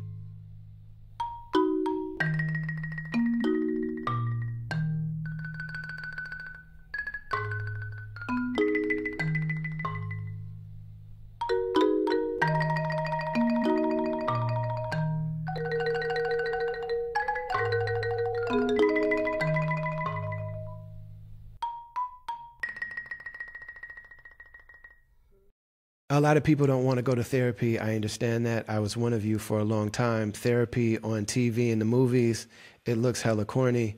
You know, a lot of times people that do therapy don't share our background. So it's like, are they going to understand me and all this kind of stuff? But then a couple of things happen. I have a son who's considered neurodivergent. He's a grown man, so I don't want to say more about that than what he might want to say. But I also have a wife who's a therapist and who has survived and thrived in the face of extreme trauma and nightmares, like most of us have. But even if you, what I discovered is that even if you don't have extreme nightmares or in your life, and I don't just mean like nightmares of sleep, I mean that you've lived through extreme traumatic experiences in life. And my wife has lived through all the big ones. Even if that's not the case, even if it's just like, man, you know, sometimes I have some like thoughts that I can't seem to work through. I get in like cycles or like, you know, why do I keep checking my ex-friends' accounts so that I can be angry with them? Why do I have conversations with people in my head that I can't seem to get out? Why, you know, maybe there are things that, how come I can't keep my promises to myself? How come I'm struggling with this addiction? I can't seem to get over it. You know, whether it means that I'm like stumbling drunk into the family reunion every day, or if I just like, man, sometimes I drink at night by myself and I don't know if anything's wrong with that. You know what I mean? Or maybe we've all got these things that we just get a chance to work, that we deserve a chance to work out. And it's not always easy to do. And therapy is not always easy to access. So even with all this therapy around me, I heard about BetterHelp. B-E-T-T-E-R, Better Help, not health, Better Help, H-E-L-P. If you go to betterhelp.com/travelers, you'll actually get a discount and we'll actually get a commission. So it's a win-win-win for everybody. And so I tried therapy because I don't live in America. I don't have a job. I don't have insurance. I got a lot of barriers. And so I went on BetterHelp and I realized I can actually choose my therapist. I can actually audition. I can interview my therapist. What's your approach like? You know, I can talk to them. I schedule the time. I tell them why I'm there. I tell the program, you know, the system, what type of therapist I want, when I want to meet. And if it doesn't quite feel like a match, I just switch therapists. You just click a button and you switch your therapist. No hard feelings, no questions asked. You get to find the person. There's thousands of licensed, credited therapists in this network that BetterHelp has. So you search until you find somebody you feel comfortable with. And then take your time if you want to. They make it affordable. It's easily accessible. I'm saying you deserve to at least know what therapy is like. I believe everybody should have at least access to therapy. And that's why we reached out. I actually asked them, "Your BetterHelp, would you like to do a partnership with us?" And they looked into what we're doing and said, yes, we would. So if you go to betterhelp.com/travelers, you'll get a discount, we get a commission, and you get a chance to at least know what therapy is like. betterhelp.com/travelers.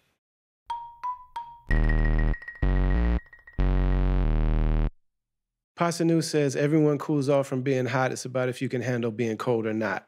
Well, Like everybody has that moment where they're the new thing and there's a lot of buzz around them and a lot of excitement because you're new.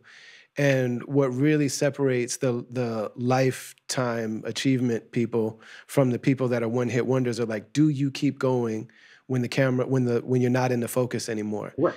And that's a moment where a lot of people pick up their drug habit or they crash their car. Like that's the moment that a lot of people crash and burn. Yes. And we never saw that from you. So did you have a moment like that, even internally, you know what I mean? And if so or if not, you clearly have survived it beautifully. Thank you, bro. And so, you know, I have my suspicions for why that is, but I would rather just ask you. Well, I had to purge myself of being bitter about where the status of music was, because for music to slide to where it is mean we failed. Okay, we were trying to show people like, get with your elders, join an organization, and then do this music. You be better with an organization than a posse of cats that are going to turn on you when critical times come about. And now became now the uprising of just crews from everywhere. You know what I'm saying? With no structure. Once people apply a little bit of bread on you and a little bit of exposure, y'all are all gonna warp. I wanted hip hop to see when you join a movement, that loyalty is active as an army around you. We are still hunted out here as black men. 70% of hip hop, like an NBA sport or whatever, is black people. There's no denying that, dog. All Yes, right? sir. So we have to represent a higher class. I feel that we failed. So after Dark Sun, after I couldn't conjure that energy after Shaft died, I couldn't conjure that energy anymore. I didn't like hip hop music anymore. I had to heal from that. And that's when Wow. I moved out to the West. I said, I want to Okay. learn production on a higher scale. I'm tired of admiring Dr. Dre every time he drops something. Why your beat knock like it does, and I'm in here banging and banging, and I can't get to that frequency. What are you doing so deep? I want to learn that. When I came out here to Cali, the most simple artist, Demo, blows out a New York Crispy. artist and a heartbeat. And you know this, brother, from being a travel artist. Yeah. Okay? The Demo of the lowest dude in the West is better than the highest artist in the East at that time. At that time, yes, sir, it's true. Yeah. Okay? Because when them dudes just, hey, this is dope, put some break drums underneath it, let's go. It was very Wu-Tang, grunge music, if you will. Okay? Lo-fi. Anytime that you take the beginning of the Kung Fu movie and find a drum, dog, come on, man. You're not interested in production. You straight into the feel of, oh, I can hear that giddy up. and you start rocking and to hit the right drum pattern, as long as that shit drops in the right place, you're not arguing about the style of production or the EQ or none of that. You straight going off the head and getting in there into them bars. Dre was composing everything, but the lyrics, even the lyrics were told purposely to be simple. Simple. Drug, sex, rock and roll. Pick one or pick all of them. Yep. He has a market. Don't try to change my market. I've been selling meat for years. Don't try to bring in the new veggie weenie or none of that. Even when he brought Rakim in, like he tried to make Rakim fit that format, and I was just like, man, I'll give you one song where I play a character for Truth Hurts. Because he probably wanted Nas out of Rakim. Because Nas does Rakim better than Rakim does Rakim. Okay? Think about it. Where Nas is where Rakim is supposed to be. Next to the deepest dude in charge. Okay? Yeah. If you the R, you inspire Jay-Z, you inspire everybody. Rakim is supposed to be sitting where Nas is. Do you hate me now? All of that stuff, that's all Rakim. That's supposed to be all Rakim. And for some reason, that didn't happen. Okay? For some reason, that didn't happen. And I'm not hating on it, but I'm just saying we don't have a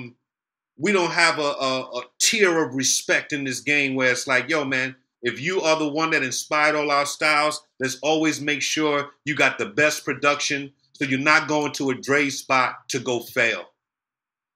You didn't have to go there. Yo, we got enough beats for you here on this East Coast, and we know the essence of your sound.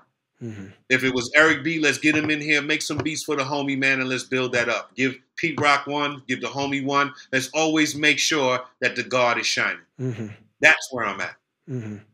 All right? I'm not insulting Nas or Rakim. I'm saying Nas does you better than you, because I know how internet and all people twist things up.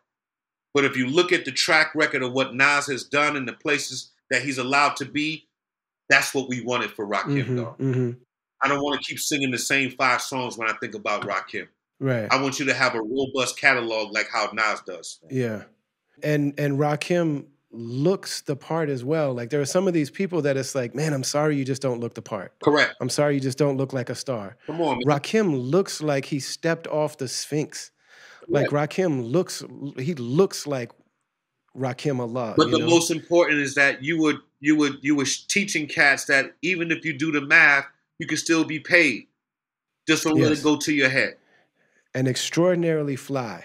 Correct. And so you can wear the leather thing and the gold. Poor righteous teacher means to be humble, not to be broke. Right. right. With the poor.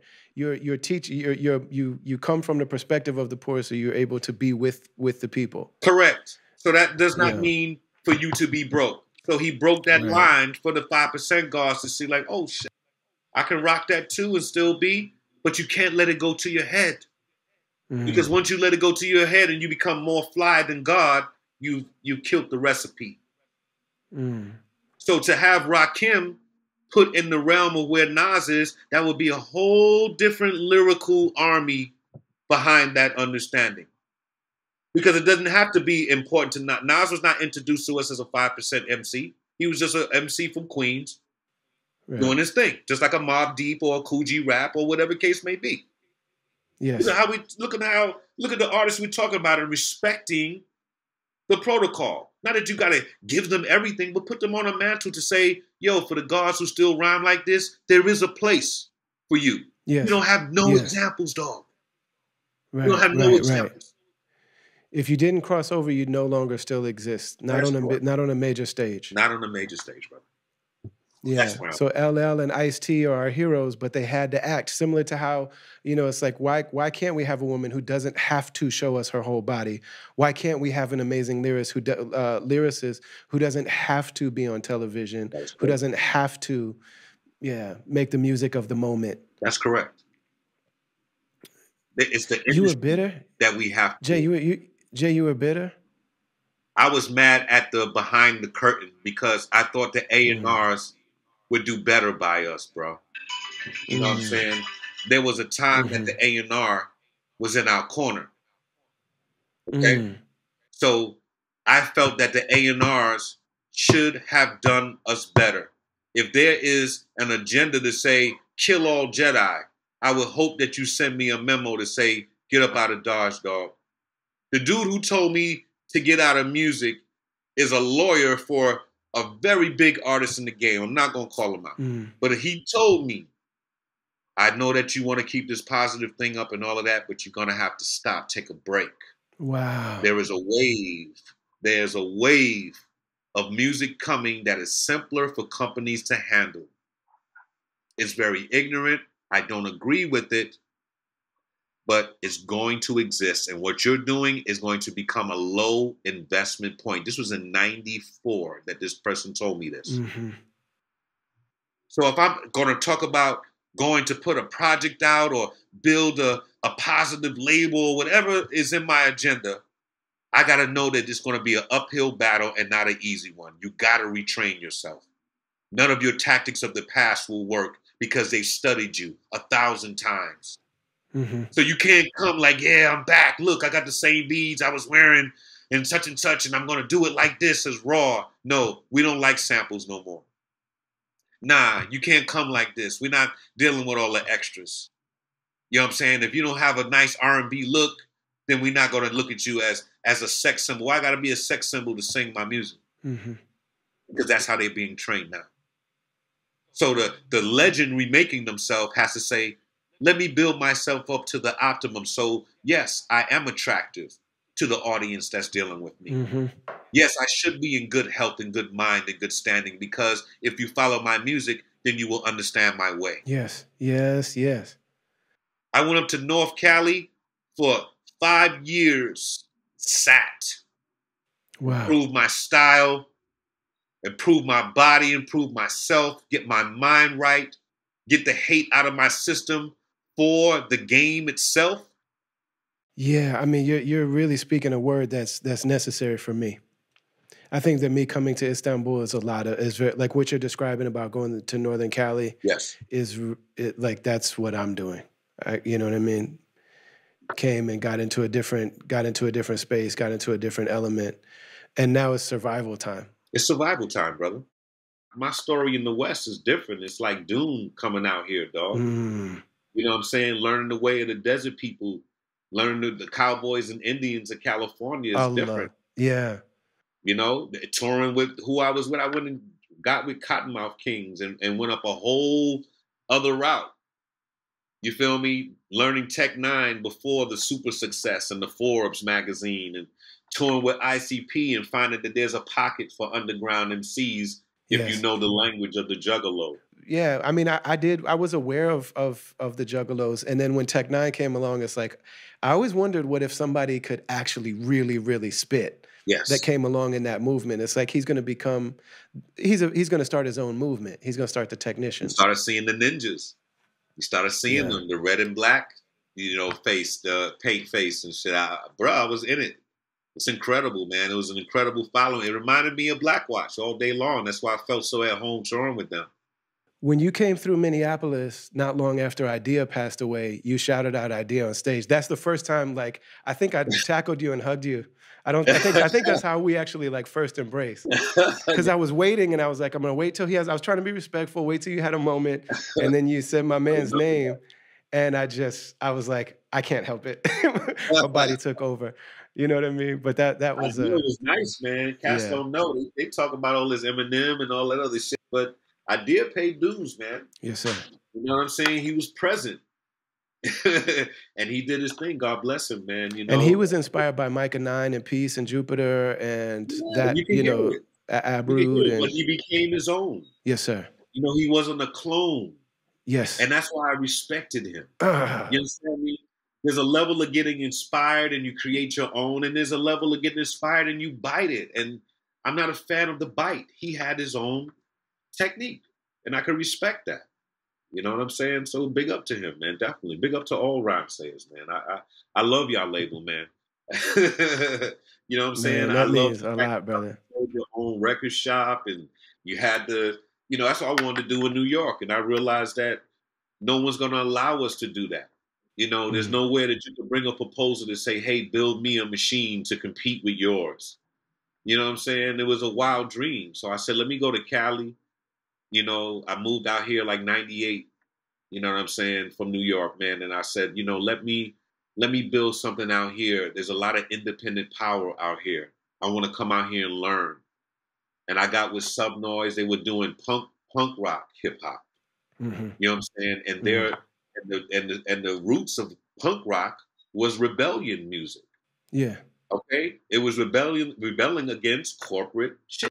Mm-hmm. Yes, sir. so so And yeah, racism and empire and correct. colonialism and all of that. So hey, we connected where people wouldn't think X Clan going to suburban noise. They never had a black group of my stature. You're dealing with one of the blackest groups in hip hop Mm-hmm. to take me in. But for me, it was a challenge to my MC side. Okay, can you go out here into the suburbs of Wyoming or Bubble Hill, South Dakota somewhere and rock 1,500 kids that never heard of you in your life? Yes, I can. And I did that for 7 years. You know what I'm saying? In every combination, you could come to a point where these kids are standing up in front of the place with the X up. We turn the corner in the tour van, pulling up.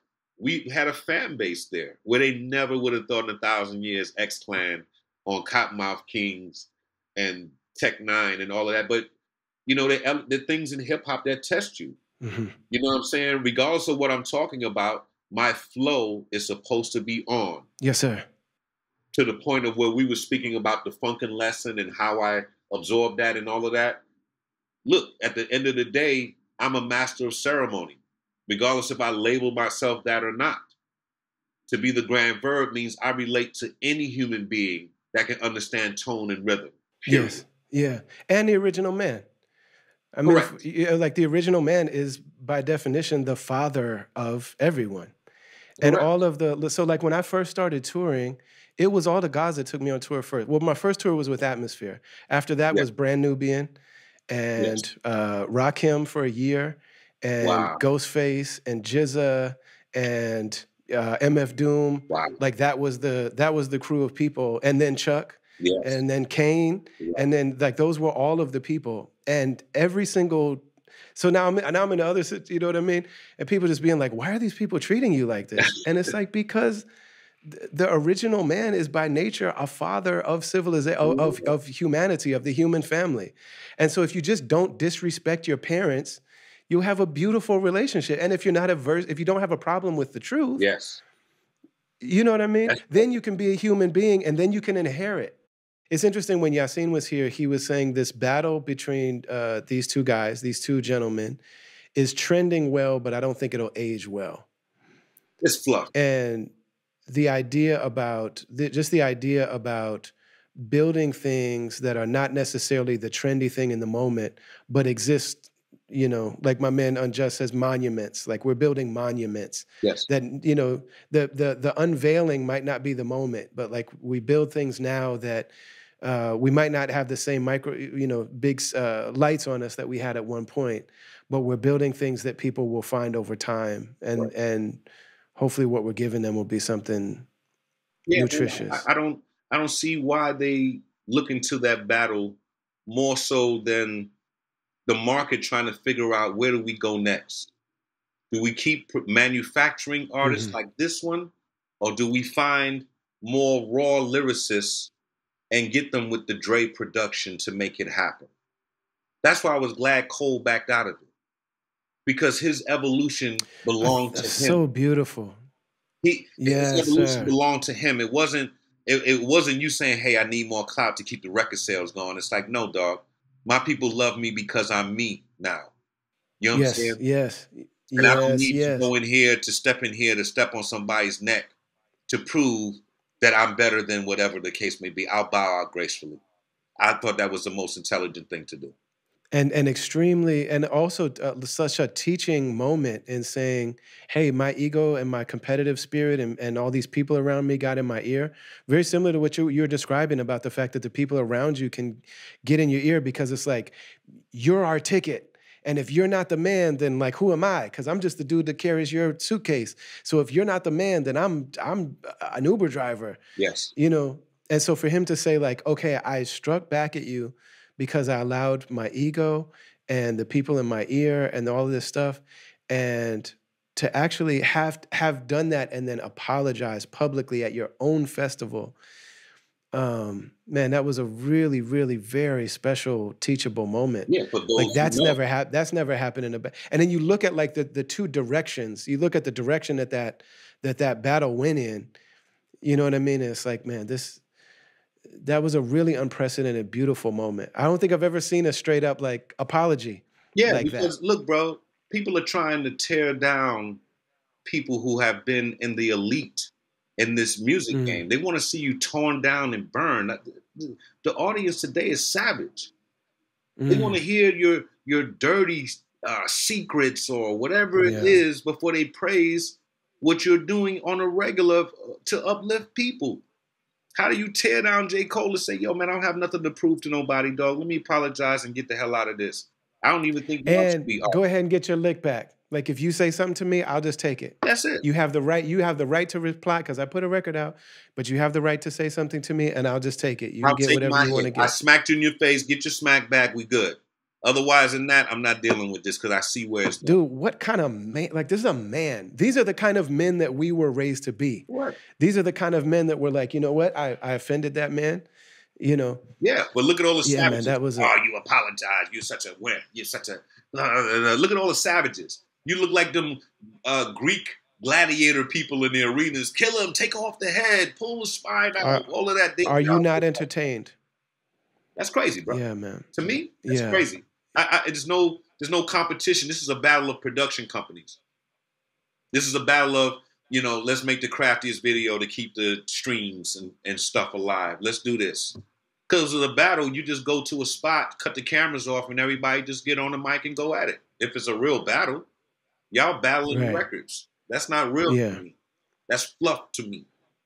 If you really want to get down, y'all just go ahead and get on the mic, man, and call a spot. Tell everybody, cut their cameras on, and whoever's there witnessed it. Call it a day. Yeah. Y'all rich men, y'all can Yeah. make that happen. Do DMX and Jay-Z on the pool tables. Huh? Let's see DMX and Jay-Z on the pool tables. Do Yeah, it like that. yeah, real talk like that. Keep it personal, man. Come on, y'all rich men. And y'all both signed to the beast at some point because you wouldn't see those Yeah. numbers if you didn't. That's not, there's no artist designed to come from independent to instantly get into that kind of wealth, bro. You're not doing a record with Dr. Dre, several records with him without being a part of a machine. Right. Okay? So both of you have signed to a machine at some point. One is bucking it and one is enjoying it. What are we battling about? Y'all both rich. Shut up. If you really have a beef, y'all scrap or battle or do whatever it is. It's not everybody's business. Especially when you're putting out people's family. Y'all not doing roasts on people's family. You calling people moms out, their kids, their girl. You calling people's prison records, whatever it is that they doing, bro. And it's just too young. I wish this could happen outside of the view of white people. Yes, Also. yes, exactly. Like that's a thing that, like, man, the fact that, and I mean, hip hop used to be basically out of the, like, hidden in plain sight. Yes. You know what I mean? Like if people within hip hop had something to say about each other, it was mostly out of the view of the white mainstream. You know, a white person had to be in some form or fashion initiated into understanding even the language of what was going on. Very but good. Now for all this colorism and all this, like, just this, like, these issues of, like, Drake struggling with his blackness and things like that. It's like, man, I wish that there was, I wish Eminem or say, because somebody could say, like, white people look yeah, like mind your business. You know what I'm saying? Yeah. There's certain issues that are happening. Those are two young black men who have made their money that have a problem with each other. Okay? When powerful white people fight, we mind our business.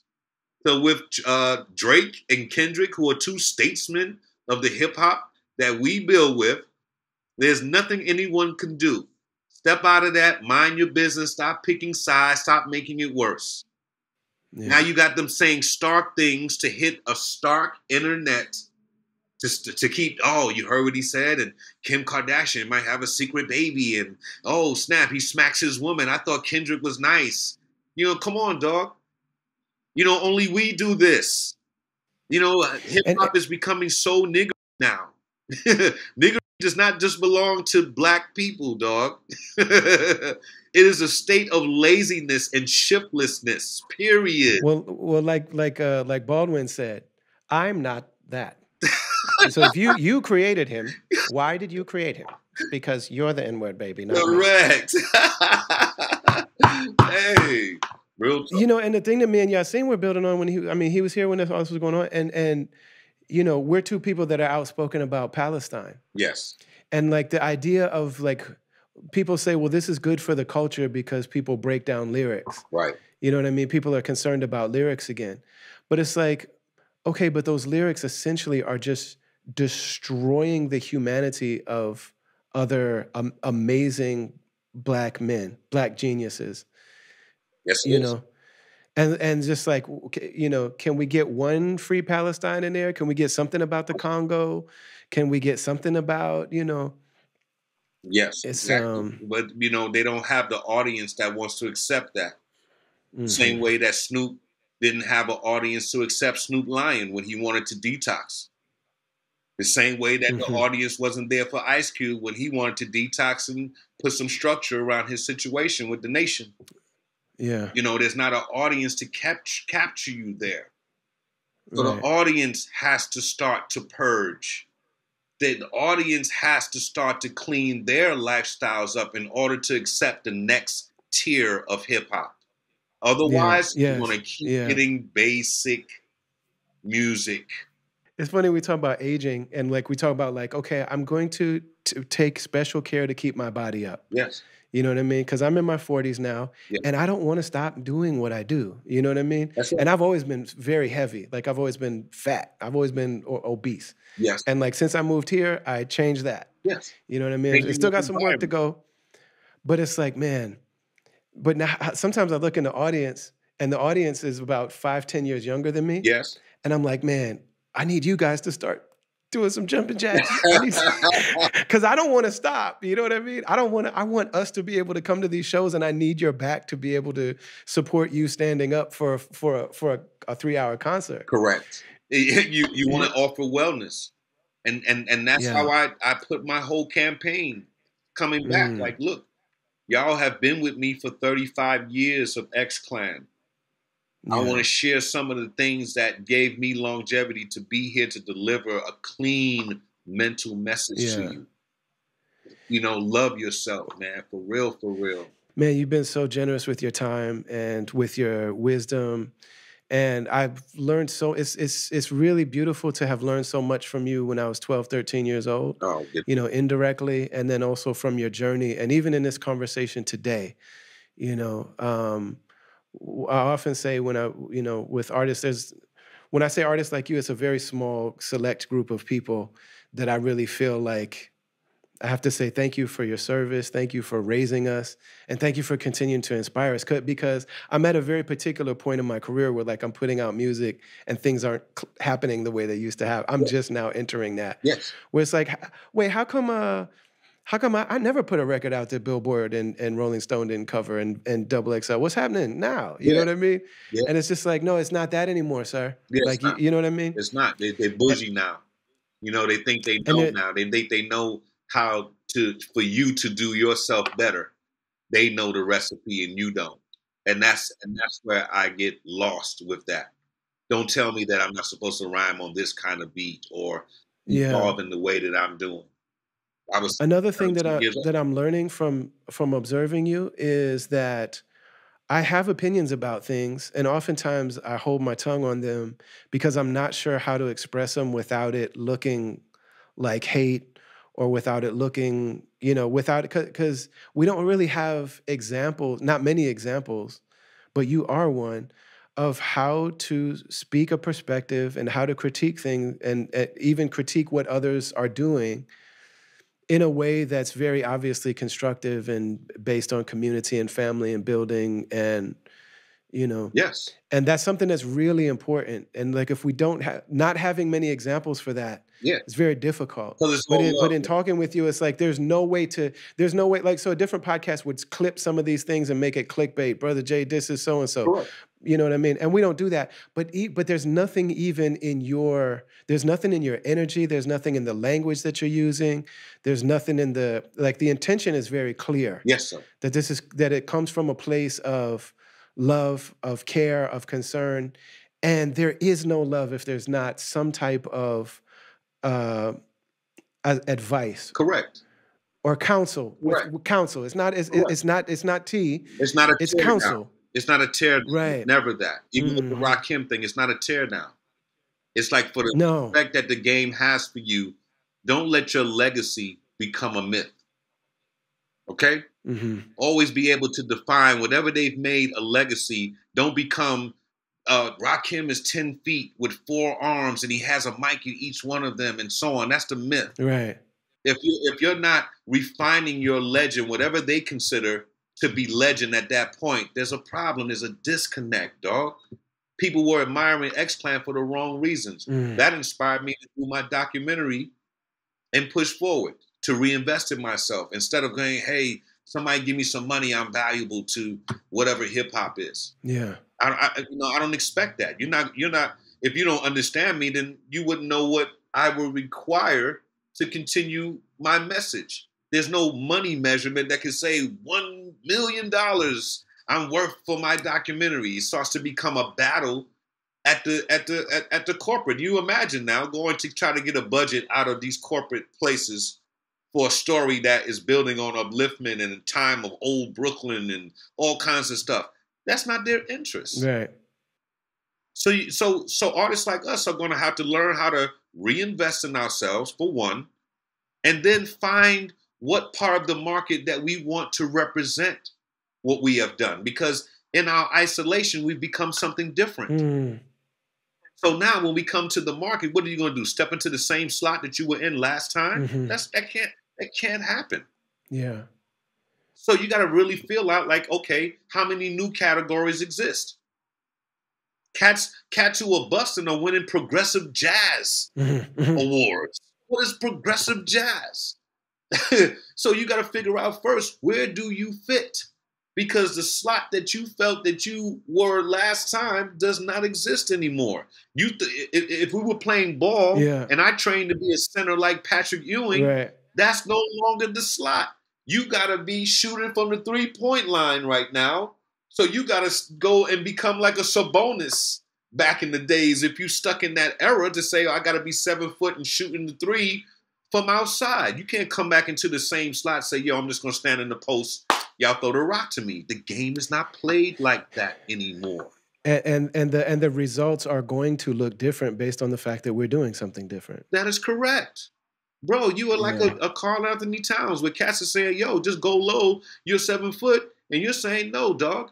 The coach is telling me to go to the 3-point line. So I got to sharpen my shot. So I'm going to go over here to Turkey and sharpen my shot and come back and bust you dudes down. That's the only attitude you're supposed to have, dog. Period. Man. You got to come back in here like, yo, dog, I got my 3-point down and I will come to the hole and dunk on you like I used to do back in the days. I got control of both games and I have experience. So that makes me different from any artist that's out here. You have experience. They have to fake experience. You're not manufactured. So like we said earlier about the original man, you are an original artist. And you have to rock with that same attitude that you said the original man is supposed to be like, yo, man, please. You're supposed to have that same attitude, bro.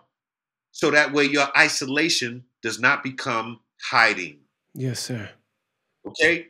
Because sometimes you wake up in the day like, damn, I feel like I'm hiding. Yes, sir. Yes. Yes. You feel me? Yeah. And like you're hiding from your responsibility or your calling. Yes. Who's the one to tell you enough isolation, time to get back on the road? There's no measurement on mortal time to tell you that. You have to be so in tune with the universe that you can truly hear the creator and not be hearing a darker side of yourself. Come on, man, we're not doing it. We're not popping. Let's get out here. Let's show dudes that Brother Ali is the best. That's ego inside of you talking. You gotta know whenever this refinement is reached a point to where you can get back on the battlefield, when all your weapons are aligned, all your limbs are strong, nothing is sore, and you're ready to get back into the battlefield, that you go with your own agenda so someone else's agenda does not override yours. So if you want to pump wellness, you got to get to a label that promotes wellness. You can't go, well, I took one for the team. This was the only one that wanted to accept me. Let me just do a deal with them. You don't have to use the isolation patience to find a place that connects with where you are.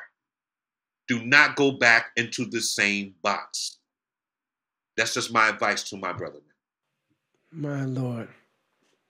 Grand Verbalizer. Peace to the God, Brother Ali. Baba Tunde. Baba. Blessing. Man, it's such a blessing. Yeah, like, man, I'm at a loss for words, man, but I appreciate you beyond words, and we love you. Love you, bro. And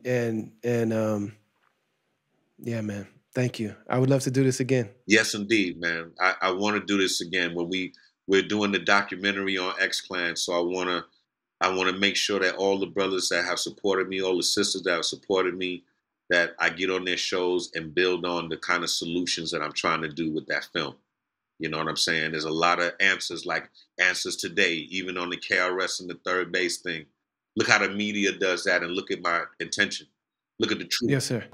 This is what they picked up. You want me yes. to battle about what? We're the gatekeepers. We're here to slap sucker MCs. What are you talking about? Yes. That's crazy.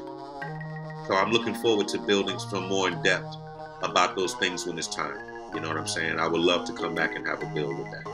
Man, anything that anything you ever see us involved in or doing or having or whatever, it's all yours. Thank you, brother. It's all because of your example, and so it all belongs to you. And so, yeah.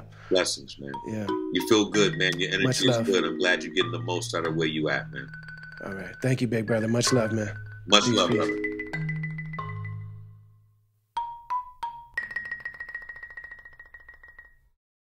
Special thanks to the Grand Verbalizer Funkin Lesson, one of the greatest of all time, Brother Jay, somebody who is like, you know, they tell you don't meet your heroes, but I've met a lot of my heroes that it's like they're even more beautiful than I thought they were. And like I mentioned here, one of my great lessons that I'm taking from Brother Jay is that, you know, I have critique like everybody else, but I've never seen a model of someone that can actually offer that critique in a way that's undeniably constructive and loving, and it's just about what it's about. It's not about tearing anybody down. You know, so Brother Jay has some thoughts that might be helpful for KRS-One. He has some thoughts that might be helpful for Nas or for Rakim or for, you know, for his peers. Also, he has the right. He is somebody that's of the status where he can critique them. It's not for me to critique Rakim. That's just not my place to do that. It's not for me to critique KRS-One or Nas. That's not my place, you know. But there are those that I do have critique for that is actually loving and it actually is constructive. And honestly, I've not spoken on those things because I don't want to be a hater. I don't want to look like a hater. And I don't want to. But from watching Brother Jay, what I'm seeing modeled, which is giving me a path and permission, and a model, like I said, to actually maybe offer some of that stuff. So it's really important to have elders, even if they're only a few years older than you. It's really important to have community. It's really important to be in conversation and in community with people, which is why we call this thing the Travelers. We're co-travelers. Some of us are leading the travelers. Some of us are bringing up the rear. Some of us are quiet. You know, but being able to share this journey with other people just really is undeniably precious and priceless. So I'm grateful. Thank you for being here. Thank you for watching. Like, share, subscribe. If you're watching this and, you know, it's like, okay, you click the like, that's good. You just watched it, that's good. But there's no big budget behind this. And honestly, we're not helping the algorithms by talking to the people we're talking to about the things we're talking about. And we don't argue and we don't gossip and we don't do tea and we don't do all of that. Those are all the things that the algorithm prefers, and we don't do any of those things. So that being said, you can be our algorithm if you like what we're doing. You watched all the way to the end of this. So like, share, subscribe, comment. But really, really, sharing is the best of all. Share it with somebody that you think may enjoy and appreciate what we're doing here. We love you beyond words. Shout out to all the people that do like and share, the people that I know and don't know. Shout out to the people from our caravan, which is, our subscriber group. Shout to the people that watch and listen to the podcast. You know what I'm saying? People like my man Chet, people like Aida Rashid and Imam Khalis, and to Imam Shane, and to, all of these amazing people that listen to the podcast, watch the podcast, and give me personally some reinforcement, you know what I'm saying, in the way of encouragement. It means a lot. BetterHelp.com/travelers, Zakat.org, BrotherAli.com. Travelers Podcast is produced by the great Brandon Kelly, a.k.a. BK1, and it is a product of Travelers Media. We love you all. See you next week, inshallah. Assalamu alaikum wa rahmatullahi wa barakatuh.